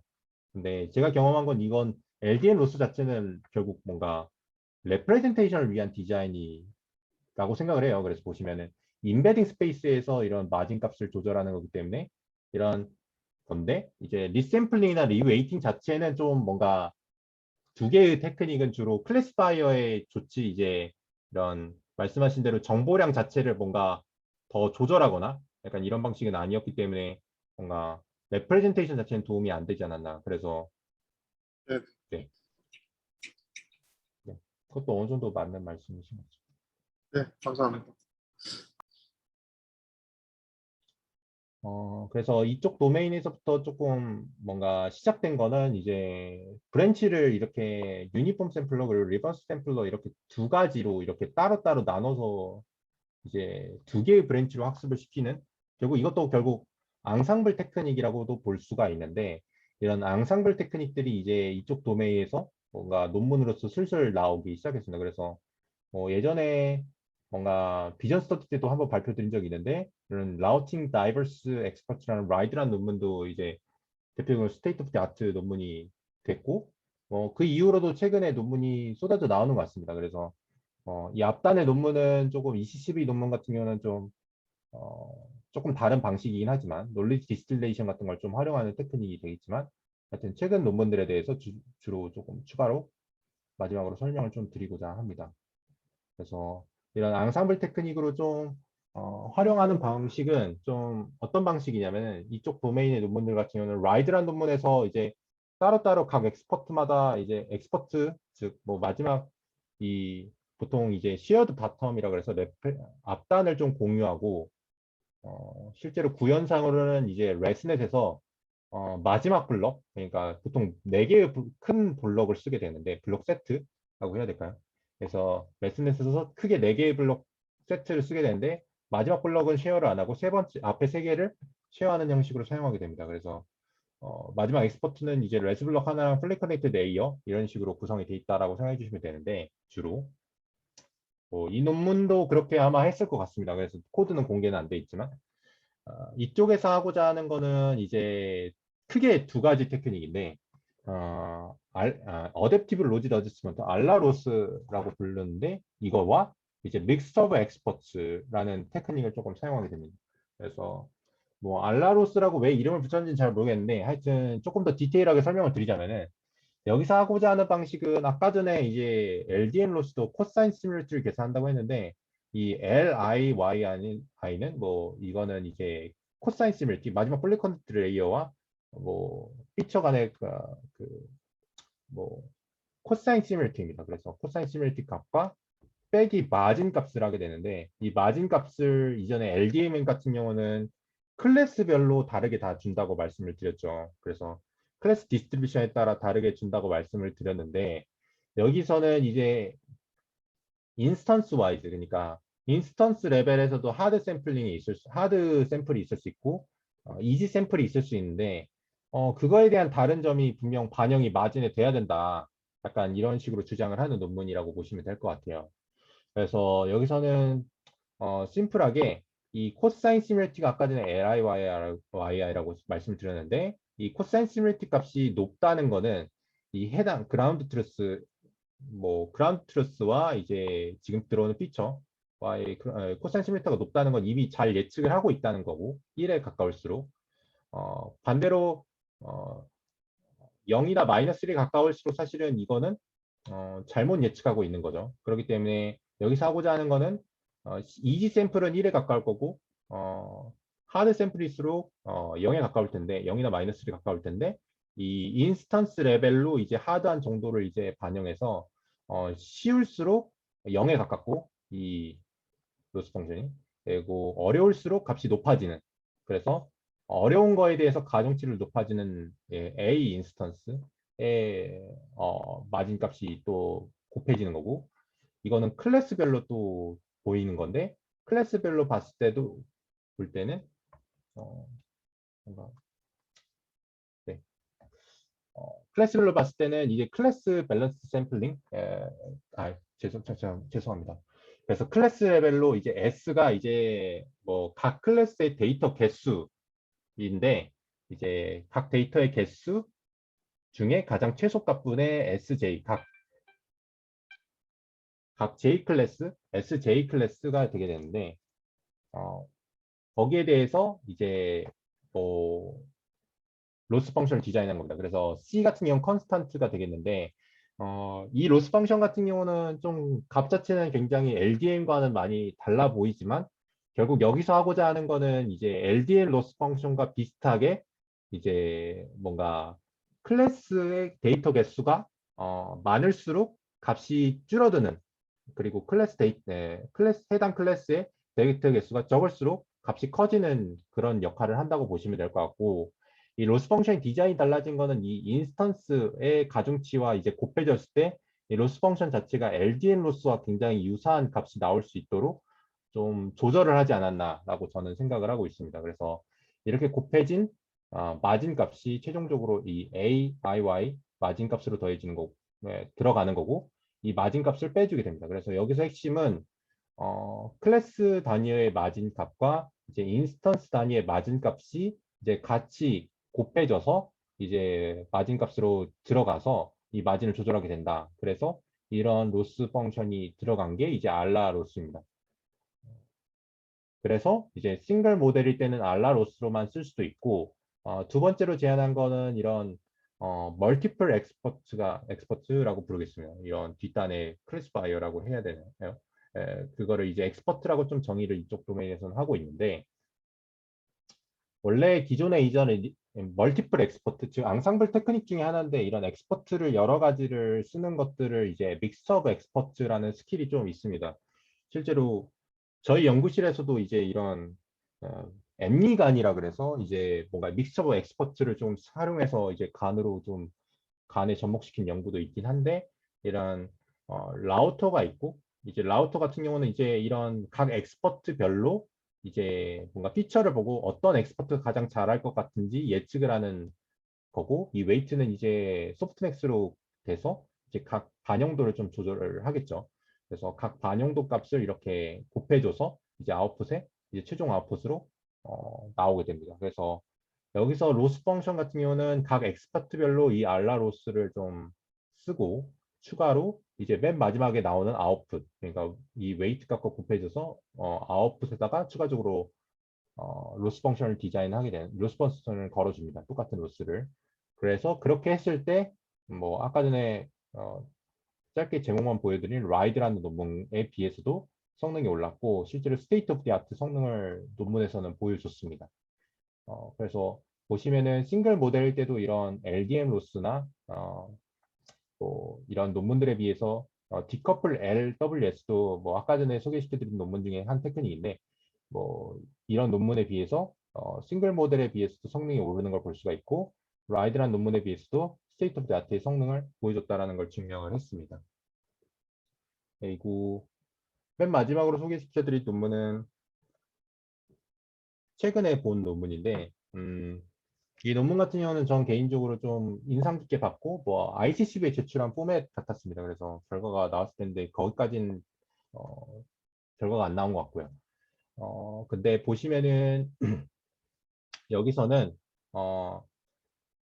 뭐 두 가지 테크닉을 보여주는데 아까 전에 이제 레이드 논문에서 아까 전에 소개시켜 드렸듯이 좀 레이블 시프트 문제에 대해서 좀 이 논문도 태클을 하게 됩니다. 그래서 보시면은 롱테일드 레코니션에서 항상 트레이닝 클래스의 디스트리뷰션이 이렇게 롱테일드 모양으로 됐을 때 뭔가 유니폼하게 맞춘 다음에 이렇게 테스트 셋에서 테스트 클래스 디스트리뷰션이 유니폼할 때는 제대로 작동을 잘 하지만 똑같이 롱테일드 모양이라던가 또는 인버스에 대한 방향으로 뭔가 클래스 디스트리뷰션이 나왔을 때는 성능이 많이 떨어진다는 걸 태클링을 하게 됩니다.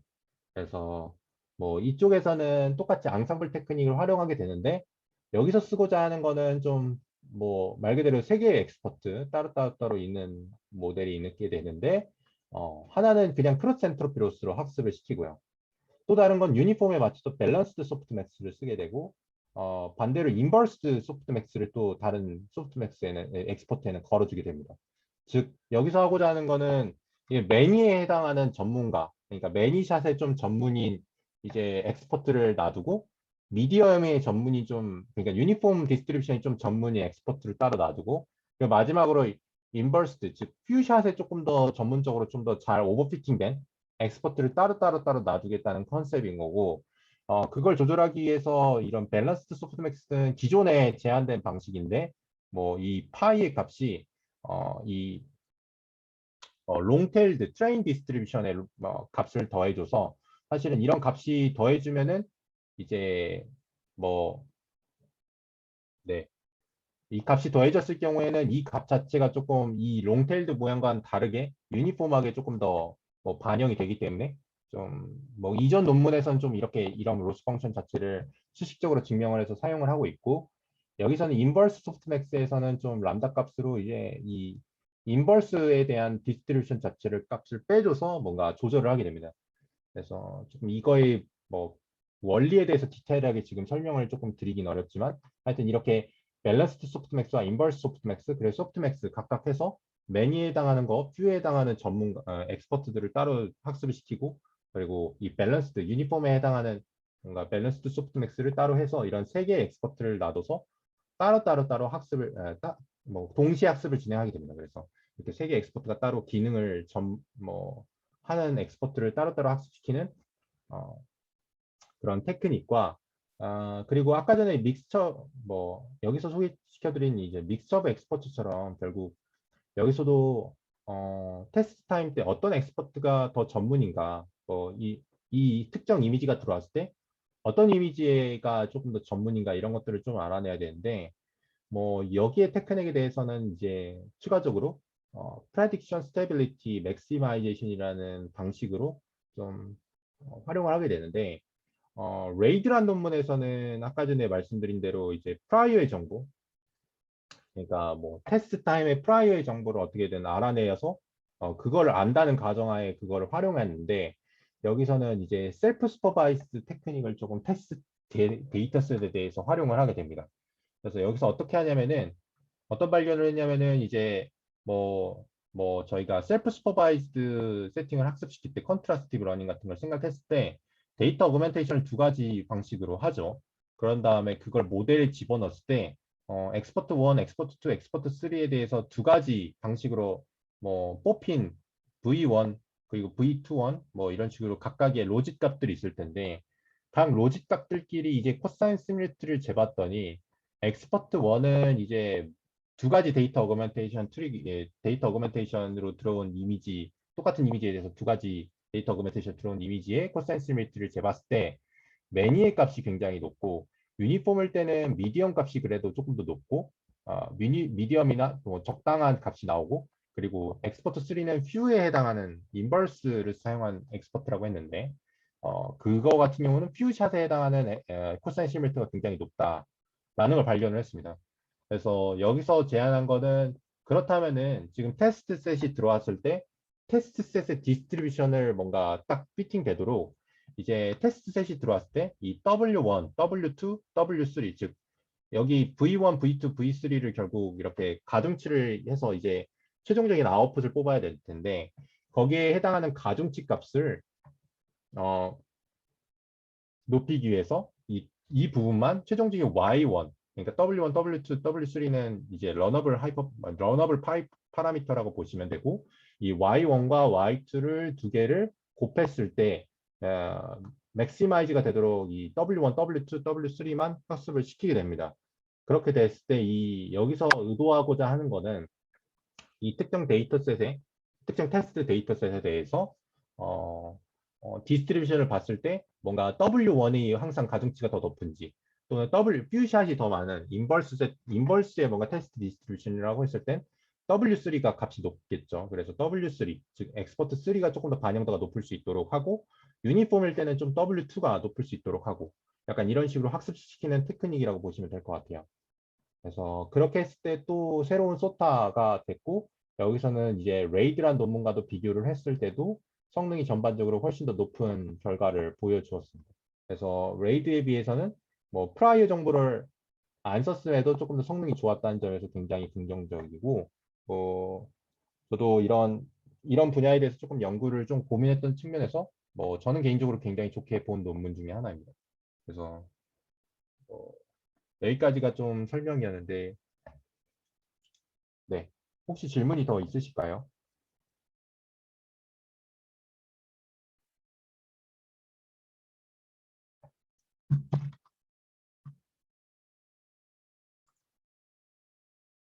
네.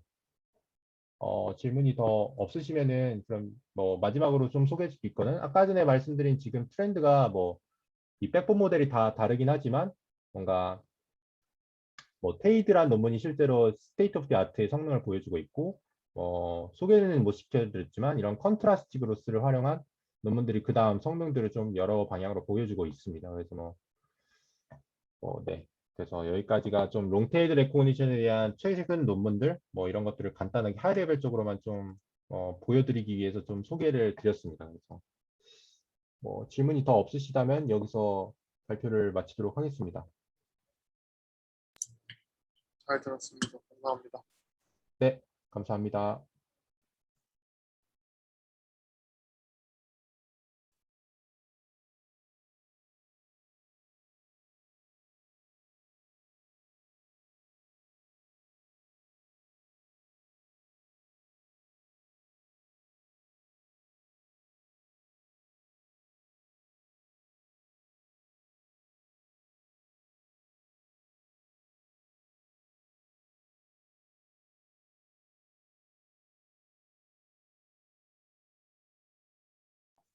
저 한 2분만 있다가 진행하겠습니다.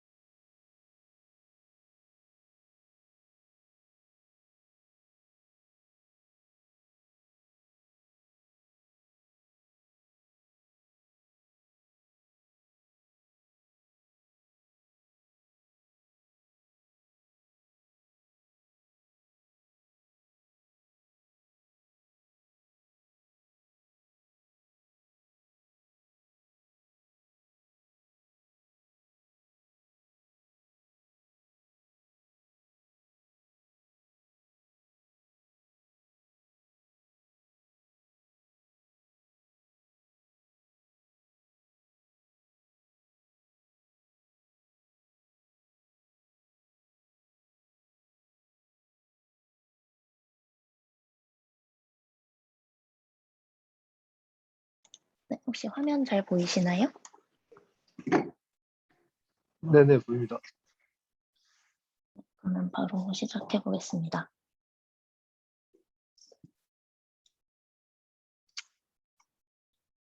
네, 제가 오늘 발표드릴 논문은 이번 12월 2021에 오랄 페이퍼이자 베스트 수전 페이퍼로 선정된 논문이고 Less is more, clipboard for video and language learning via sparse sampling이라는 논문입니다. 일단 앞서서 성현님이 엄청 여러 논문 자세하게 잘 발표를 해주셨는데 조금 상대적으로 간단한 발표가 될 것 같습니다.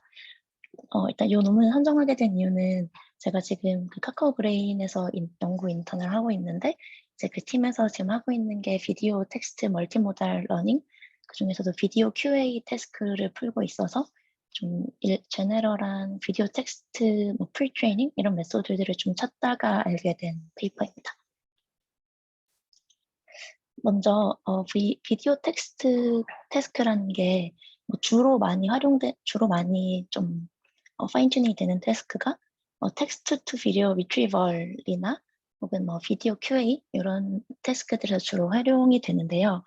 이게 결국은 우리 VQA 비주얼 이미지를 기반으로 하던 VQA 모델들처럼 비주얼이랑 텍스트 각각을 어떻게 인코딩을 한 다음에 그 인코딩된 걸 어떻게 잘 좀 퓨전시킬지 이런 것들이 주가 되는 태스크예요. 그래서 특히나 이제 비디오가 들어가면 이미지랑 다르게 템포럴 정보가 들어가니까 이걸 템포럴리 텍스트랑 어떻게 매칭을 시킬지 좀 이런 부분들이 주된 태스크가 되는 것 같고요. 그래서 보면 보통은 이런 멀티모달 태스크들이 일반적으로는 뭐 이미지 쪽에서 혹은 비디오 쪽에서 소타임 모델들 그리고 텍스트 소타임 모델들의 각각 뭔가 인코더를 태운 다음에 걔네들을 좀 퓨전하는 형태의 모델이 많이 존재를 하는데요. 그래서 좀 가장 베이직하게 처음 이제 비디오 QA 태스크들 혹은 비디오 랭귀지 태스크들이 나왔을 때 주로 사용되던 거는 그 비디오 쪽에서의 액션 리코그니션 그 모델들이 다양하게 존재를 하는데 예를 들면 뭐 3D 컨브라든지 혹은 뭐 슬로우 패스트 네트워크 이런 식으로 좀 유명한 액션 리코그니션 모델들이 존재하는데 사실은 그 비디오 랭귀지 태스크랑 액션 리코그니션은 좀 결이 다른 태스크이긴 하지만 그냥 그쪽 비디오 쪽에서 잘 되는 소타 모델을 가져와서 그거를 픽스 시키고 그냥 레프레젠테이션 러닝 한 다음에 그걸 퓨전 시키기만 하는 이런 형태가 좀 초기에는 대부분이었어요. 그래서 그런 거에 대해서 좀 이 논문이 모티베이션을 가지게 됐고 두 가지 모티베이션이 있는데 그 첫 번째는 이제 이런 식으로 텍스트 인코더 따로 비디오 인코더 따로 이렇게 기존에 프리트레이닝 된 걸 가져와서 그 부분을 픽스 시킨 다음에 이제 파이널 그 퓨즈하는 부분만 학습을 시키는 형태면은 그거는 엔드 투 엔드 러닝이 아니잖아요.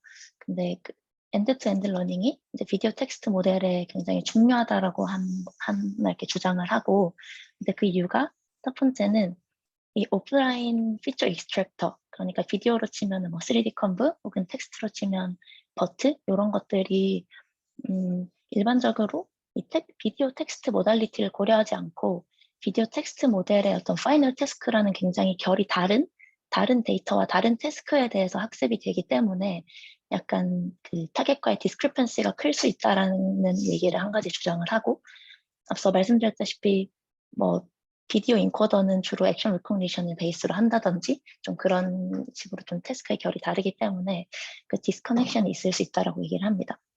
네, 여기서 좀 그 특히나 비디오 부분을 중점적으로 얘기를 하는 이유는 텍스트는 이게 우리가 뭐 어떤 모델, 뭐 어떤 파인 튜닝 데이터, 태스크, 뭐 어떤 경우에도 일반적으로 최근에는 버트 같은 트랜스포머 기반 모델들이 가장 성능이 좋잖아요.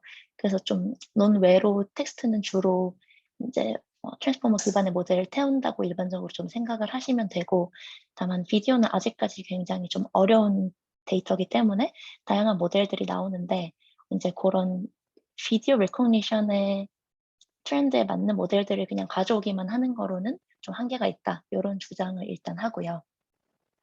그리고 뭐 같은 결로 이제 이거는 두 개의 모달리티를 섞어서 학습을 한 게 아니기 때문에 여전히 또 디스크리펀시가 있을 수 있다. 이런 얘기를 합니다.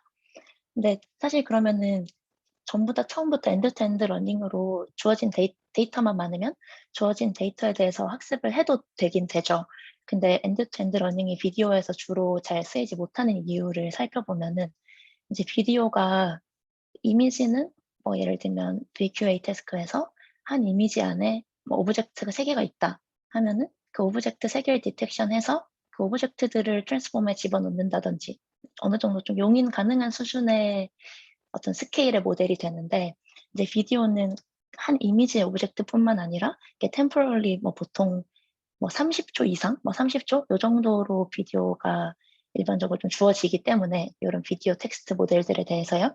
그러면은 뭐 이걸 1초에 하나씩만 클립을 샘플링을 한다고 해도 총 60클립이 되고 그 하나의 클립에 대해서도 뭐 최소 뭐 한두 개의 프레임, 뭐 혹은 많으면 4개의 프레임 이런 식으로 프레임도 많이 가져가야 되다 보니까 이걸 그대로 그냥 엔드-투-엔드로 트랜스포머 러닝을 하기에는 너무 사이즈가 커지는 거죠. 라지 스케일이 돼서 여기 오른쪽에 있는 이 표를 보시면은 걔네를 한꺼번에 학습을 시키려면 이제 한 배치에 넣어야 되는데 이제 클립 몇 개를 가져가는지에 따라서 이 배치 사이즈가 이렇게 기하급수적으로 줄어드는 걸 보실 수가 있어요. 그냥 트랜스포머는 이제 뭐 제곱 형태로 증가를 하게 되다 보니까 파라미터가 좀 그렇기 때문에 뭐 엔드-투-엔드가 좋은 건 알지만서도 이제 비디오에 이렇게 덴스하게 다 샘플링을 하려면은 엔드-투-엔드로 학습을 하는 것이 사실상 좀 불가능하다는 이유로 좀 프리트레인 모델을 가져오기만 하는 형태로 기존에는 좀 진행이 됐습니다. 그래서 뭐 앞서 말씀드린 것처럼 이제 뭐 클립 인코더, 비디오 인코더는 이렇게 액션 리코그니션 데이터를 기준으로 좀 학습이 되는데 뭐 비디오 텍스트 같은 거는 주로 뭐 드라마 QA라든지 뭔가 드라마나 뭐 TV 프로그램 이런 걸 기준으로 그런 서브타이틀 혹은 캡션 이런 걸 기준으로 좀 뭐 파인튜닝을 많이 하기 때문에 그 태스크 간에 좀 디스크리펀시가 크다라는 거를 네, 한 번 더 말씀드리는 페이지고요. 그래서 그러면 사람들이 이렇게 덴스하게 덴스하게 비디오 샘플링을 하면 너무 라지 스케일의 모델이 돼야 되니까 그러면 대신에 이번에는 이 샘플링 개수를 줄여보자 이런 방향으로 연구가 또 진행이 됩니다. 그래서 이제 전체 뭐 30초짜리 클립이면은 트레이닝 때는 뭐 하나의 클립, 2개의 클립을 기준으로만 학습을 한 다음에 인퍼런스 때만 좀 많은 클립을 활용해서 인퍼런스를 하도록 이런 방향으로 또 연구가 진행이 되는데요. 그래서 이제 그거에 대해서도 이제 이 논문은 또 하나의 지적을 합니다. 이게 뭔가 이 텍스트랑 비디오를 함께 학습시키지 않은 그냥 각각의 모달리티를 가진 프리트레인 웨이트로 이니셜을 하고서 이제 그거를 비디오에서 하나의 클립, 싱글샷 클립이라고 여기서 표현을 했는데 이 하나의 클립만 샘플을 해서 그 전체 비디오 전체에 대한 어떤 제너럴한 레프레젠테이션을 배우기에는 확실히 한계가 있다. 뭐 좀 리즈너블해 보이는 얘기죠. 특히나 이게 뭐 액션 리코그니션 같은 비디오 태스크의 경우에는 일반적으로 그 태스크 자체가 그렇게 만들어져 있기 때문에 뭐 하나의 비디오가 아무리 10초, 30초라 한들 하나의 그 액션만을 태클링하기 때문에 이게 좀 말이 되는 건데 이제 비디오 텍스트 모델들에 대해서는 좀 일반적으로 좀 다양한 모달리티, 다양한 행동 이런 것들이 한 비디오에 나오기 때문에 이렇게 싱글샷을 기준으로 학습을 하는 거는 비디오 전체를 이해했다고 보기에는 힘들다라고 또 주장을 합니다. 그래서 이 기존 모델들이 그럼 어떻게 학습했는지를 조금 더 구체적으로 얘기를 드리면 이렇게 하나의 클립을 보는데 물론 뭐 전체 이터레이션, 전체 학습 스텝에서 뭐 30초짜리 클립 중에 딱 한 군데 1초만 보는 건 아니고요.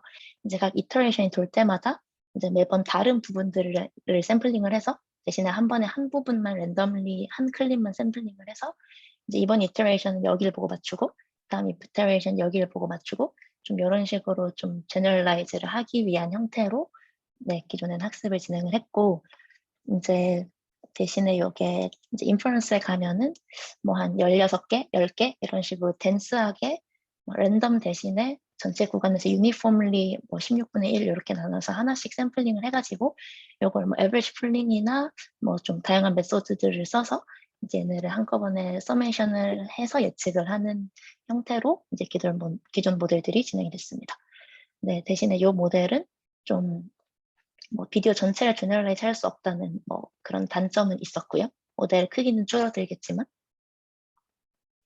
그래서 이제 요 모델에서 클립버트가 제안을 하는 게 뭐냐면 일단 엔드투엔드가 텍스트랑 비주얼의 퓨전을 위해서 두 개의 제대로 된 퓨전을 위해서 엔드투엔드가 중요한 거는 같은데 이제 엔드투엔드를 쓰면은 일단 그 클립 개수가 많아지면 너무 트레이닝 프로시저가 길어지니까 클립을 어쨌든 조금 스파스하게 샘플링을 해야 되는데 기존에는 이렇게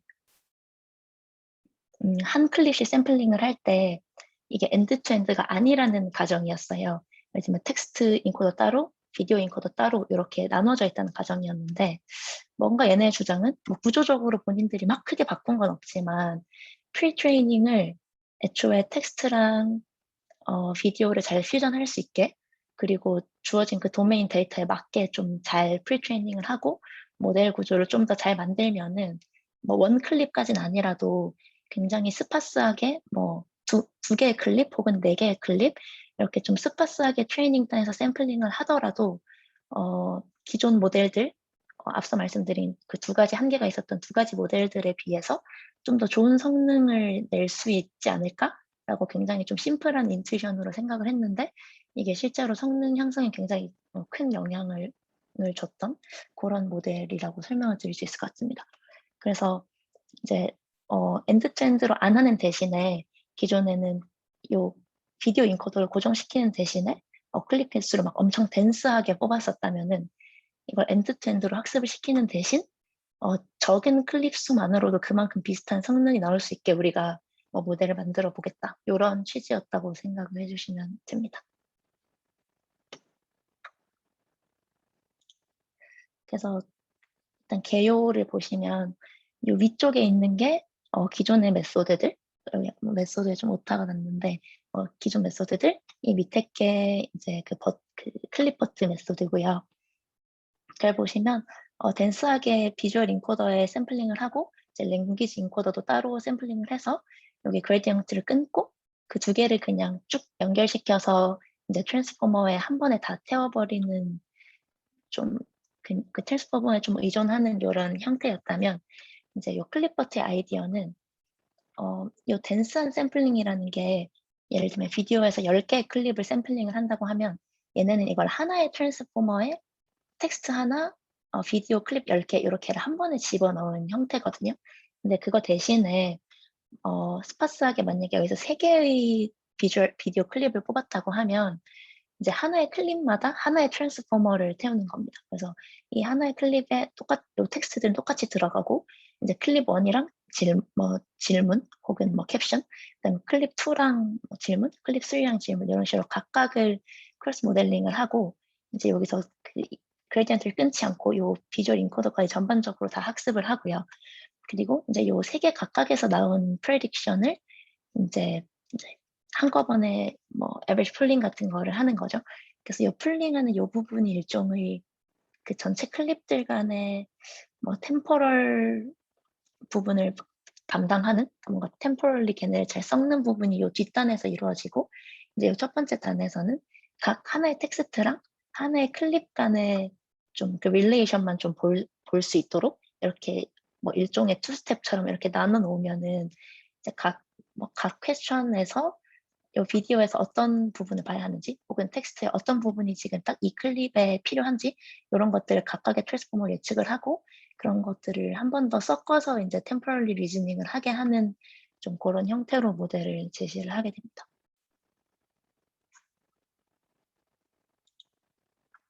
그래서 조금 더 구체적인 그 구조를 보시면은 텍스트 같은 경우는 이 트랜스포머랑 워드 임베딩 둘 다 이제 버트를 사용을 하고요. 그리고 이제 그 비디오는 3D 대신에 그냥 2D 레즈넷으로 클립 단위로 프레임 단위로 사용을 하는데 이제 이렇게 하게 된 이유가 3D 모델들이 성능이 잘 나온다는 얘기들도 있기는 하는데 이제 얘네의 목적은 기존에 프리트레인된 거 그레디언트 끊고 사용하는 게 아니라 본인들이 직접 요 비디오 랭귀지 태스크에 알맞은 데이터로 프리트레이닝을 하겠다였기 때문에 그 프리트레이닝을 함에 있어서 비디오 데이터로 프리트레이닝을 하면은 그건 너무 시간이 많이 드는 웍이잖아요. 너무 좀 제약이 많은 웍이다 보니까 대신에 프리트레이닝을 텍스트랑 랭귀지 간의 어떤 관계가 있는 텍스트, 죄송해요. 그 비디오가 아니라 이미지랑 랭귀지 간의 어떤 관계성이 있는 그런 이미지 랭귀지 데이터를 가지고 프리트레이닝을 하겠다라는 컨셉이거든요. 그래서 이제 비디오 프리트레이닝 대신에 이미지를 활용한 프리트레이닝을 해서 조금 학습 효율을 높이고 대신에 그렇기 때문에 그런 프리트레이닝 모델의 파인 튜닝 때도 잘 워킹 하려면은 이제 그 인코더 자체를 이제 뭐 3D 베이스드 모델이 아니라 이제 2D 베이스드 모델로 활용을 하는 게 더 리즈너블하다. 이런 형태로 이제 이미지를 활용하려고 요 2D 레즈넷을 사용을 했습니다. 그래서 이제 프리트레이닝은 그 픽셀버트라는 기존 이제 VQA 쪽에서 VQA 비전 랭귀지 태스크에서 사용하던 프리트레이닝 기법을 거의 비슷하게 가져오긴 했는데 똑같이 버트처럼 MLM을 진행을 하고요. 그리고 이제 이미지 텍스트 매칭이라고 이게 좀 캡셔닝 데이터, 이미지 텍스트 캡셔닝 쪽에서 성능이 높아지도록 원래 유도하는 프리트레이닝 기법인데 이제 뭐 각 이미지에 대해서 캡션이 있을 때 이게 같은 인테일먼트에 대해서 이게 그 주어진 이미지에서 나온 캡션인지 혹은 그렇지 않은 것인지 이제 바이너리로 이 캡션이 이 비디오랑 뭐 관련이 있으면 1, 관련이 없으면 0 이런 식으로 프리트레이닝을 하는 기법이고요. 그래서 이 MLM이랑 ITM을 사용해서 이미지 텍스트 프리트레이닝을 직접 진행을 합니다. 그래서 이렇게 프리트레이닝 한 거랑 뭐 기존에 있던 그냥 각각의 모달리티 프리트레이닝 웨이트 가져 쓴 거랑도 뒤쪽에서 실험으로 비교를 하게 되고요. 그래서 이렇게 이미지로 프리트레이닝 하고 다운스트림 태스크 같은 경우는 다시 비디오로 넘어와서 이제 비디오 QA랑 이제 텍스트 투 비디오 리트리벌 이렇게 두 가지에 대해서 성능 측정을 하게 됩니다. 그래서 이 모델의 핵심은 하나의 클립에 대해서 하나의 텍스트랑 1대1로 매칭이 돼서 각각의 트랜스포머로 들어가는 구조라고 생각을 해주시면 될 것 같고 그리고 한 클립 안에도 이제 프레임 개수를 선택을 할 수가 있거든요. 그래서 여기서는 뭐 2개의 프레임을 사용을 했는데 이 부분 좀 아쉬운 부분이라고 생각하긴 한데 이제 그 프레임들을 퓨전을 할 때 뭐 여기서는 그냥 템포럴 퓨전이라고 좀 있어 보이게 한 클립 안에서도 두 프레임 간에 뭔가 템포럴 그런 것들 고려를 하게 퓨전을 했다라고 했는데 뭐 그냥 뭐 그 두 개의 민플링을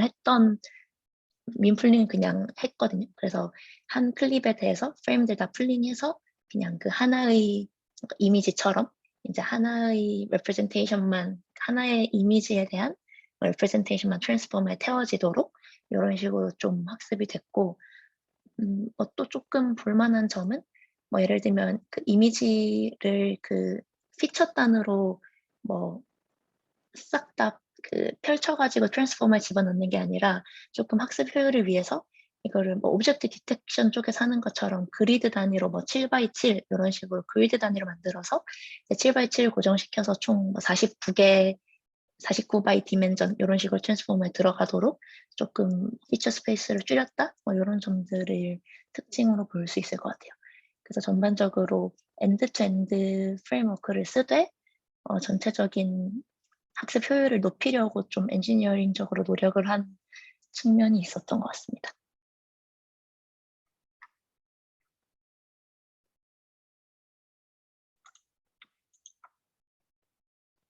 그래서 먼저 그 비디오 텍스트 리트리버에 대해서 보시면 이 ntrain이라는 게 이제 그 train 단에 쓴 클립의 개수고요. 그 다음에 이 t는 각 클립별로 쓴 프레임의 개수예요. 죄송합니다.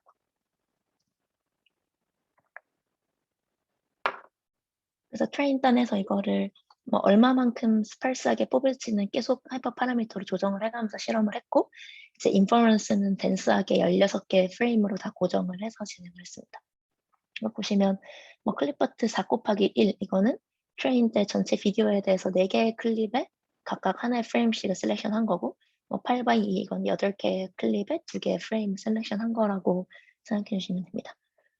그래서 요 MSR VTT가 요 논문에서 가장 메인이 되는 데이터인데 이제 이게 뭐 유튜브 비디오에 대해서 캡션이 있는 굉장히 라지 스케일 데이터예요. 그래서 이거를 뭐 리트리버에도 사용하고 그 캡션을 기준으로 퀘스천 앤서를 만들어서 이제 비디오 QA에도 사용을 하고 이런 식으로 좀 활용을 했고요. 그래서 지금 리트리버에서 보면은 뭐 기존 논문들보다 좀 큰 폭으로 성능이 증가한 걸 알 수 있고, 요 히어로 같은 경우에도 좀 엔드 투 엔드로 굉장히 덴스하게 막 본인들이 새로운 다양한 그런 프리트레인 텍스트랑 비디오 이미지를 퓨전하는 되게 다양한 프리트레인 태스크를 제시를 해서 엄청 큰 데이터를 엄청 복잡하게 프리트레이닝을 했던 모델인데, 이제 요거 대비 굉장히 심플하게 스파스한 샘플링만으로도 좀 좋은 성능이 나온다라는 게 어쨌든 이 구조가 심플 리덕티브 네트워크라는 거를 보여주는 대목인 것 같고요.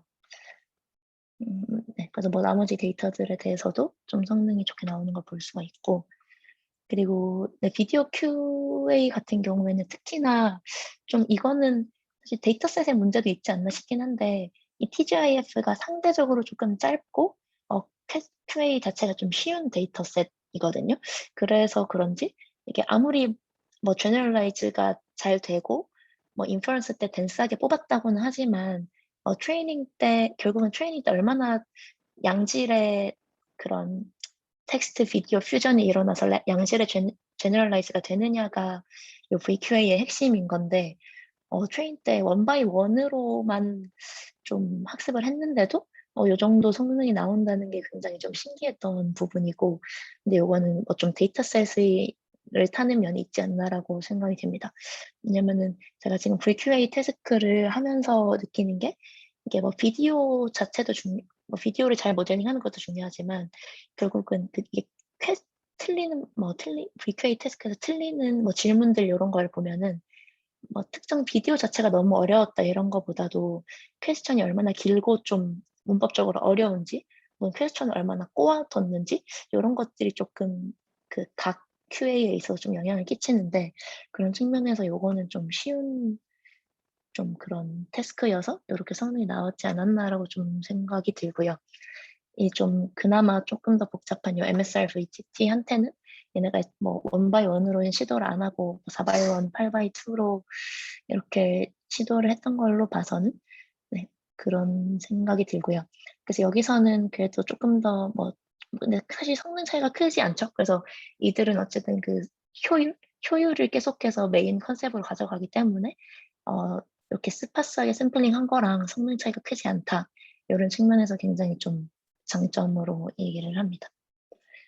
그리고 네, 요 HCR은 요게 약간 그 메모리 베이스, LSTM 베이스의 모델인데, 이제 사실 비디오 QA 이쪽도 좀 이머지한 지 그렇게 오래되진 않아가지고 아직은 요 HCRN이나 좀 메모리 기반의 LSTM 네트워크들이 가장 메인 베이스라인으로 활용이 되거든요.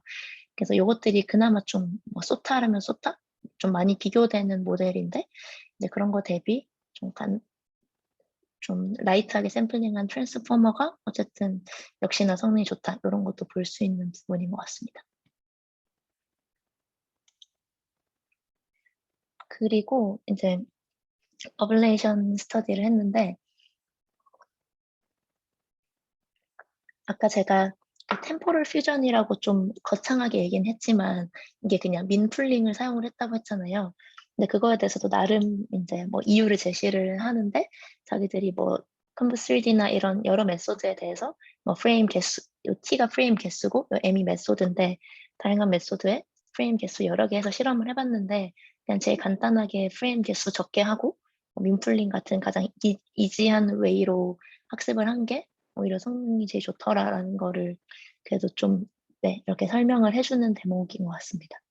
그래서 사실 이게 여기 빨간색으로 적혀 있는 것처럼 이 프레임을 여러 개 샘플링하는 거는 뭐 클립이 결국은 뭐 서로 다른 어떤 모션, 다른 행동 이런 것들은 다른 클립이 잡아주는 거고, 한 클립 안에서 이제 프레임 여러 개 셀렉션하는 거는 조금 더 그 클립을 뭐 이해하기 쉽게 뭐 로버스트하게 한다거나 좀 로컬한 그 국소적인 부분에서의 컨텍스트를 더 잘 이해하기 위해서 여러 프레임을 샘플링을 하는 건데, 뭐 이 부분에 있어서도 본인들이 실험을 해보니 뭐 클립 안에서는 이렇게 뭐 2개 정도만 해도 좀 로컬리 충분하더라 이런 식으로 주장을 하게 됩니다.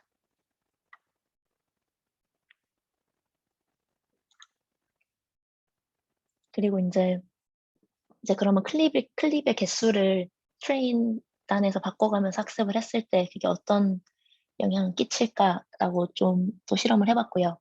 보시면 이제 클립을 뭐 2, 4, 8, 16 이런 식으로 쭉쭉 늘려가면서 실험을 했고, 요 왼쪽에 있는 인플링, 맥스플링, 로그썸, 익스플 요것들이 뭐냐면 좀 전에 아까 나왔던 민플링은 요 템포럴 퓨전 단에서의 민플링이고요. 그러니까 트랜스포머에 들어가기 전 단계에서의 풀링이고, 그러니까 한 클립 안에서 프레임들을 섞는 데 필요한 풀링이고, 그다음에 지금 나오는 저 풀링은 여기 얘네들을 각 크로스 모델링을 한 다음에 이 프레딕션 값을 다 합쳐서 마지막 프레딕션 하기 위해서 여기서 어떤 식으로 세 개의 정보를 퓨즈를 할 건가에 필요한 풀링 스트래테지입니다.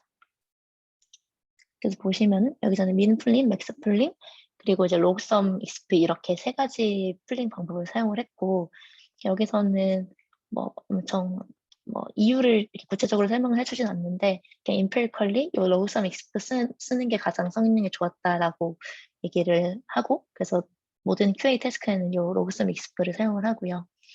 그리고 여기 MSRF ETT의 결과값들을 보시면은 QA 결과값들을 보시면 사실 그 효율성의 측면에서 특히나 바라봤을 때 이제 트레이닝 때 더 많은 샘플을 보면은, 그러니까 이게 효율성을 위해서 클립 개수를 줄였지만은 당연히 클립 개수를 늘리면은 뭐 트랜스포머의 그 웨이트 그 파라미터가 받쳐주는 한 성능이 더 좋겠지라고 저도 막연하게 생각을 했는데, 오히려 지금 투클립 이런 것들이 성능이 조금 더 잘 나오는 점도 굉장히 신기했고, 그래서 트레이닝 때는 뭐 효율뿐만 아니라 성능을 위해서도 뭐 적은 클립을 쓰는 것이 뭐 리즈너블하다는 측면에서 좀 네, 의미가 있는 웍이었던 것 같습니다.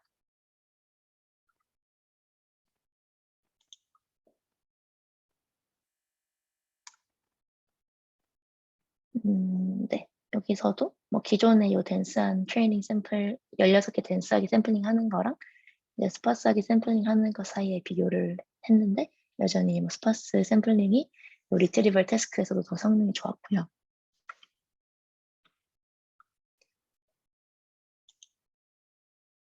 네, 그리고 이제 마지막으로는 얘네가 요 이미지 텍스트 프리 트레이닝을 진행한 걸로 앞선 어블레이션 다 진행을 했는데, 그러면 본인들이 제시한 요 프리 트레이닝 말고 그냥 뭐 비디오 쪽 인코더랑 트랜스포머 쪽 인코더 각각이 모달리티가 섞여지지 않은 채로 그냥 각각 분야에서 유명한 프리트레인 메소드를 가져왔을 때 뭐 성능 차이가 얼마나 날까라는 부분에 대한 리포팅인데, 뭐 이 부분은 약간은 좀 뭐 실망스러운 것이 본인들이 엔드투엔드로 프리트레이닝을 함으로써 좀 적은 클립 개수로도 성능이 잘 나올 수 있다라고 좀 주장을 했는데, 그런 거 치고는 이미지넷이랑 버트 베이스로 각각을 이니셜 한 거랑 요 뭐 QA 태스크에서는 성능 차이가 그렇게 좀 크지 않은 것 같고, 근데 뭐 리트리블에서는 꽤 좀 유의미한 성능 차이가 나오는 것 같아요. 그래서 어쨌든 QA에서는 좀 유의미하지 않고, 이 프리트레이닝에 들인 공만큼 이게 막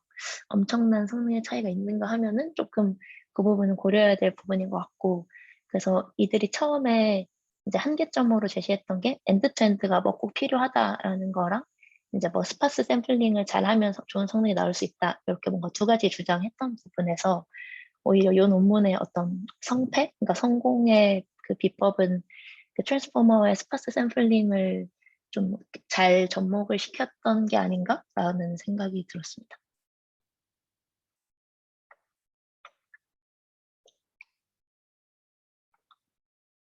네, 그래서 좀 결론은 일단 전체적인 요 비디오 레벨 러닝이, 요 태스크는 비디오 텍스트 러닝이긴 하지만 특히나 뭐 액션 레코그니션 이런 쪽에서는 그냥 단일 한 비디오 안에서 좀 클립 한두 개만 뽑아가지고 단일 클립 기준으로 러닝을 했던 게 점점 더 비디오를 전체적으로 보고 그들 간의 좀 템포럴 뭐 어텐션이나 그 뭐 비디오랑 텍스트 간의 좀 템포럴리티 잘 고려해서 매칭하고 이런 부분을 잘 하는데 좀 더 초점이 맞춰지는 형태로 최근 논문들의 방향성이 진행이 되고 있는 것 같고요. 뭐 그 와중에 이 논문에서는 이제 뭐 적은 클립으로 엔드-투-엔드 러닝을 한 게, 그리고 트랜스포머를 쓴 게 어쨌든 다른 엔드-투-엔드 러닝이 아닌 것들에 덴스하게 한 것보다 좀 성능이 잘 나왔다고 하는 거고 그렇기 때문에 좀 요 방향성에서 좀 더 개선을 시켜보면 좋지 않을까 싶고 좀 개선을 시켜야 될 부분이라고 생각을 하는 거는 결국은 좀 그 뭐 퀘스천 혹은 캡션 같은 것들이 어려워질수록 요 마지막 때는 요 퓨즈하는 어쨌든 그 템포럴리 잘 매칭시키는 부분이 굉장히 중요한 부분이라고 생각이 드는데 그런 부분에 있어서 굉장히 나이브한 방법을 제시를 했다는 점에서 조금 뭐 이쪽을 하이라키컬하게 한 번 더 뭐 모델링 한다든지 조금 더 개선을 해볼 여지는 있는 것 같습니다. 네, 발표는 좀 짧지만 끝이 났고요. 혹시 관련해서 질문이 있으시면 해주시면 좋을 것 같습니다.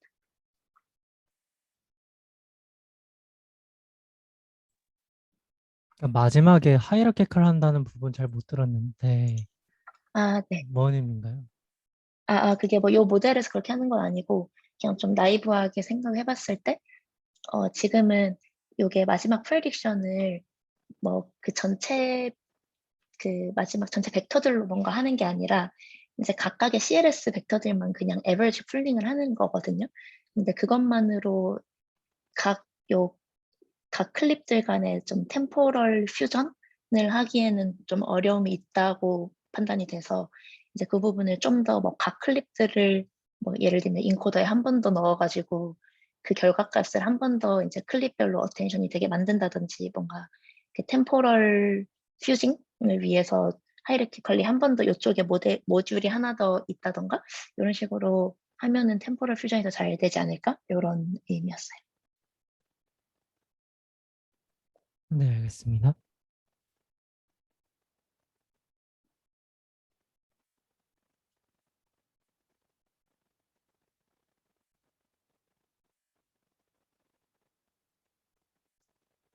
네, 그러면 질문이 없으시면은 여기까지 하겠습니다.